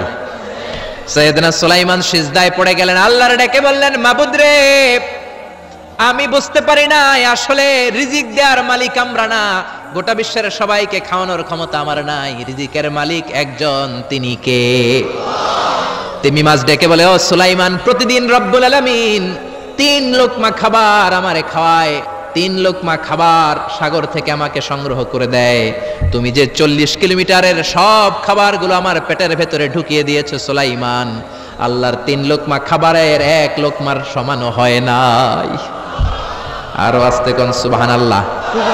এজন্য রিজিক দিতে পারে একজন, তিনি কে? আরো জোরে বলেন, কে? এই সূরাটা আল্লাহ শেষ করলেন কি বলে? قل أرأيتم إن أصبح ماؤكم غورا فمن يأتيكم بماء معين। বলো দেখি সবে, শুকাইয়া যদি যায় এই পৃথিবীর পানি, তাহলে হেথায় তটনির ধারা কে দিবে সবারে আনি? চিল্লায় পড়েন আল্লাহু আকবার। একদিন ঘুম থেকে উঠে যদি দেখেন টিউবওয়েল চাপছেন, পানি নাই, নদীর মধ্যে পানি নাই, ট্যাপ ছেড়ে দিলেন, ট্যাপ থেকে কোনো পানি নাই, আপনারে পানির ব্যবস্থা করে দিবে কে? কেউ করে দিতে পারবে আল্লাহ ছাড়া? একটু কল্পনা করেন না, আগামীকালের সকালটা, ঘুম থেকে উঠলেন, মুখ ধুবেন, টয়লেট করবেন, ফ্রেশ হবেন, ট্যাপে পানি নেই, টিউবওয়েলে পানি নাই, বাজারে মিনারেল ওয়াটারও নাই, কোথাও পানি নাই, কি করবেন? পানি দেওয়ার মতো কেউ আছে? জোরে বলেন। এজন্য পানির মালিক কে? জোরে বলেন। এই পানি দিয়ে আল্লাহ আবার শাস্তিও দেয়। পানির অপর নাম যেমনি জীবন, আবার পানির অপর নাম হচ্ছে মরণ। চিল্লায় বলেন ঠিক কিনা? সাইয়েদনা নূহ আলাইহিস সালামের উম্মতকে এই পানি দিয়ে, প্লাবন দিয়ে আল্লাহ শেষ করে দিয়েছেন। চিল্লায় বলেন ঠিক কিনা? এজন্য পানির মালিক আল্লাহ। পানি চাইতে হবে শুধুমাত্র কেবলমাত্র একজনের কাছে, তিনি কে? নাকি বৈশাখীর কাছে চাবেন? নাকি ইন্দ্রদেবের কাছে চাবেন? হিন্দুরা পানি চায় ইন্দ্রদেবের কাছে। কার কাছে? আর আমরা চাই বৈশাখীর কাছে। বৈশাখী মেঘের কাছে জল চেয়ে তুমি কাঁদবে, আমি চাই না, তুমি কাঁদবে, আমি চাই না। এরকম আছে না নাই? বৈশাখী তোমারে পানি দিতে পারে না, ইন্দ্রদেব পানি দিতে পারে না, কোন সরকার বাহাদুর পানি দিতে পারে না। পানি দিতে পারে একজন, তিনি কে? আল্লাহ মেঘ দে পানি দে, ছায়া দে রে তুই, আল্লাহ মেঘ দে। পড়েন পড়েন, আল্লাহ মেঘ দে পানি দে, ছায়া দে রে তুই, আল্লাহ মেঘ দে। পানি দেওয়ার মালিক হচ্ছে একজন, তিনি কে? কেউ যেটা পারে না পারে কে? কেউ যেটা দেয় না দেয় কে?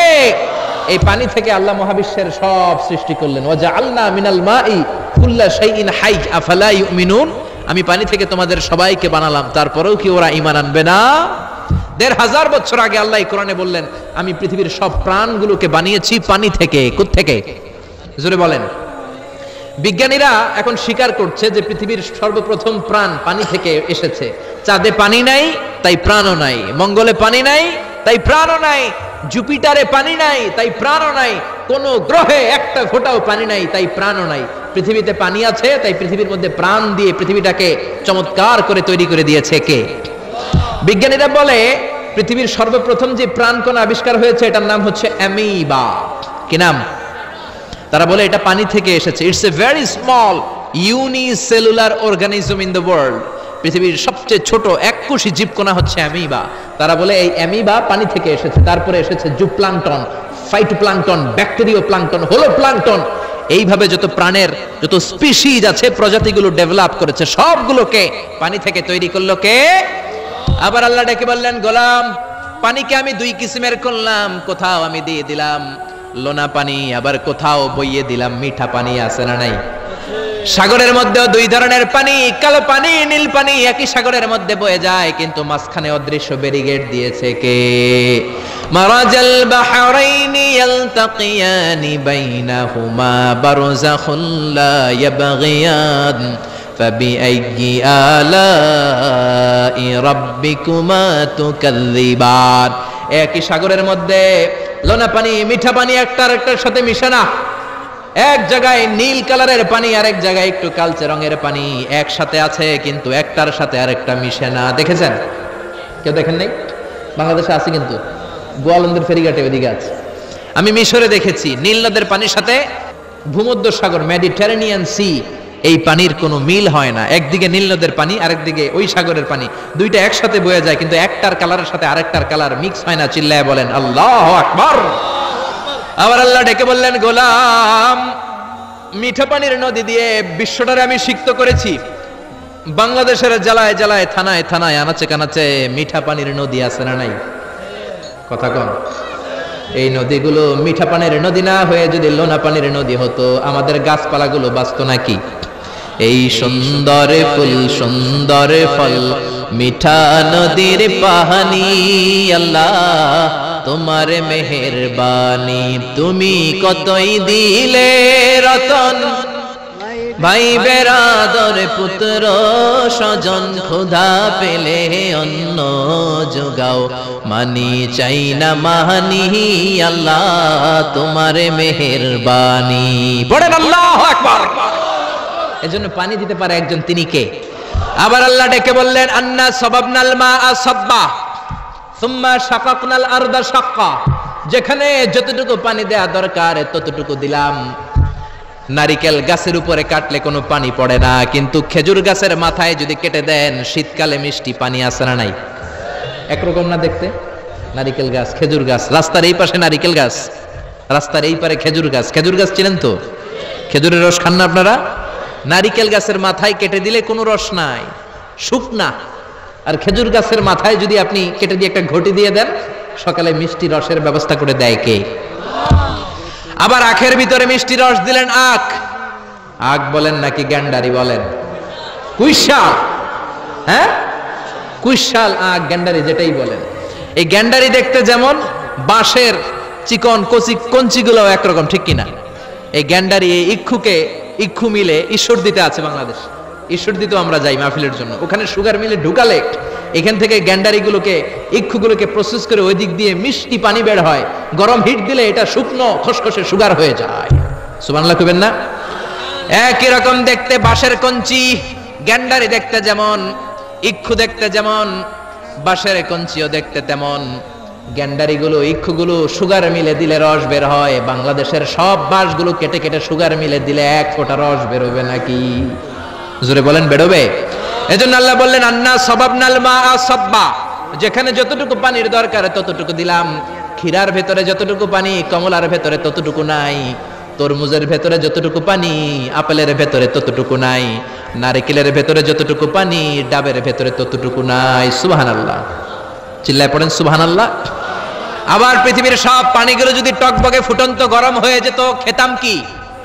পান করার কোনো সুযোগ থাকতো না। জোরে কোন ঠিক কিনা? যদি দেখতেন যে পৃথিবীর সব জায়গার পানি ফুটন্ত গরম, এটা ঠান্ডা হয় না, আমরা খেতে পারতাম? কথা কন না? আপনারা যে পান করেন, গরম পানি না ঠান্ডা পানি? দিও তৃষ্ণা পেলে ঠান্ডা পানি, ক্ষুধা পেলে লবণ ভাত, আল্লাহ এই গরিবের শোনো শোনো মুনাজাত, আল্লাহ এই গরিবের শোনো শোনো মুনাজাত, আল্লাহ এই গরিবের। পড়েন না আমিন? আরে জোরে পড়েন আমিন। এজন্য পানি দেওয়ার মালিক একজন, তিনি কে? রিজিক দেওয়ার মালিক একজন, তিনি কে? সকল ক্ষমতার মালিক একজন, তিনি কে? এজন্য চাইতে হবে কার কাছে? জিকির করবেন কার? সেজদা দিবেন কারে? আরো জোরে বলেন, কাকে? এটাই হচ্ছে সূরাতুল মুলকের শিক্ষা, দ্য সেন্ট্রাল থিম অফ সূরাতুল মুলক।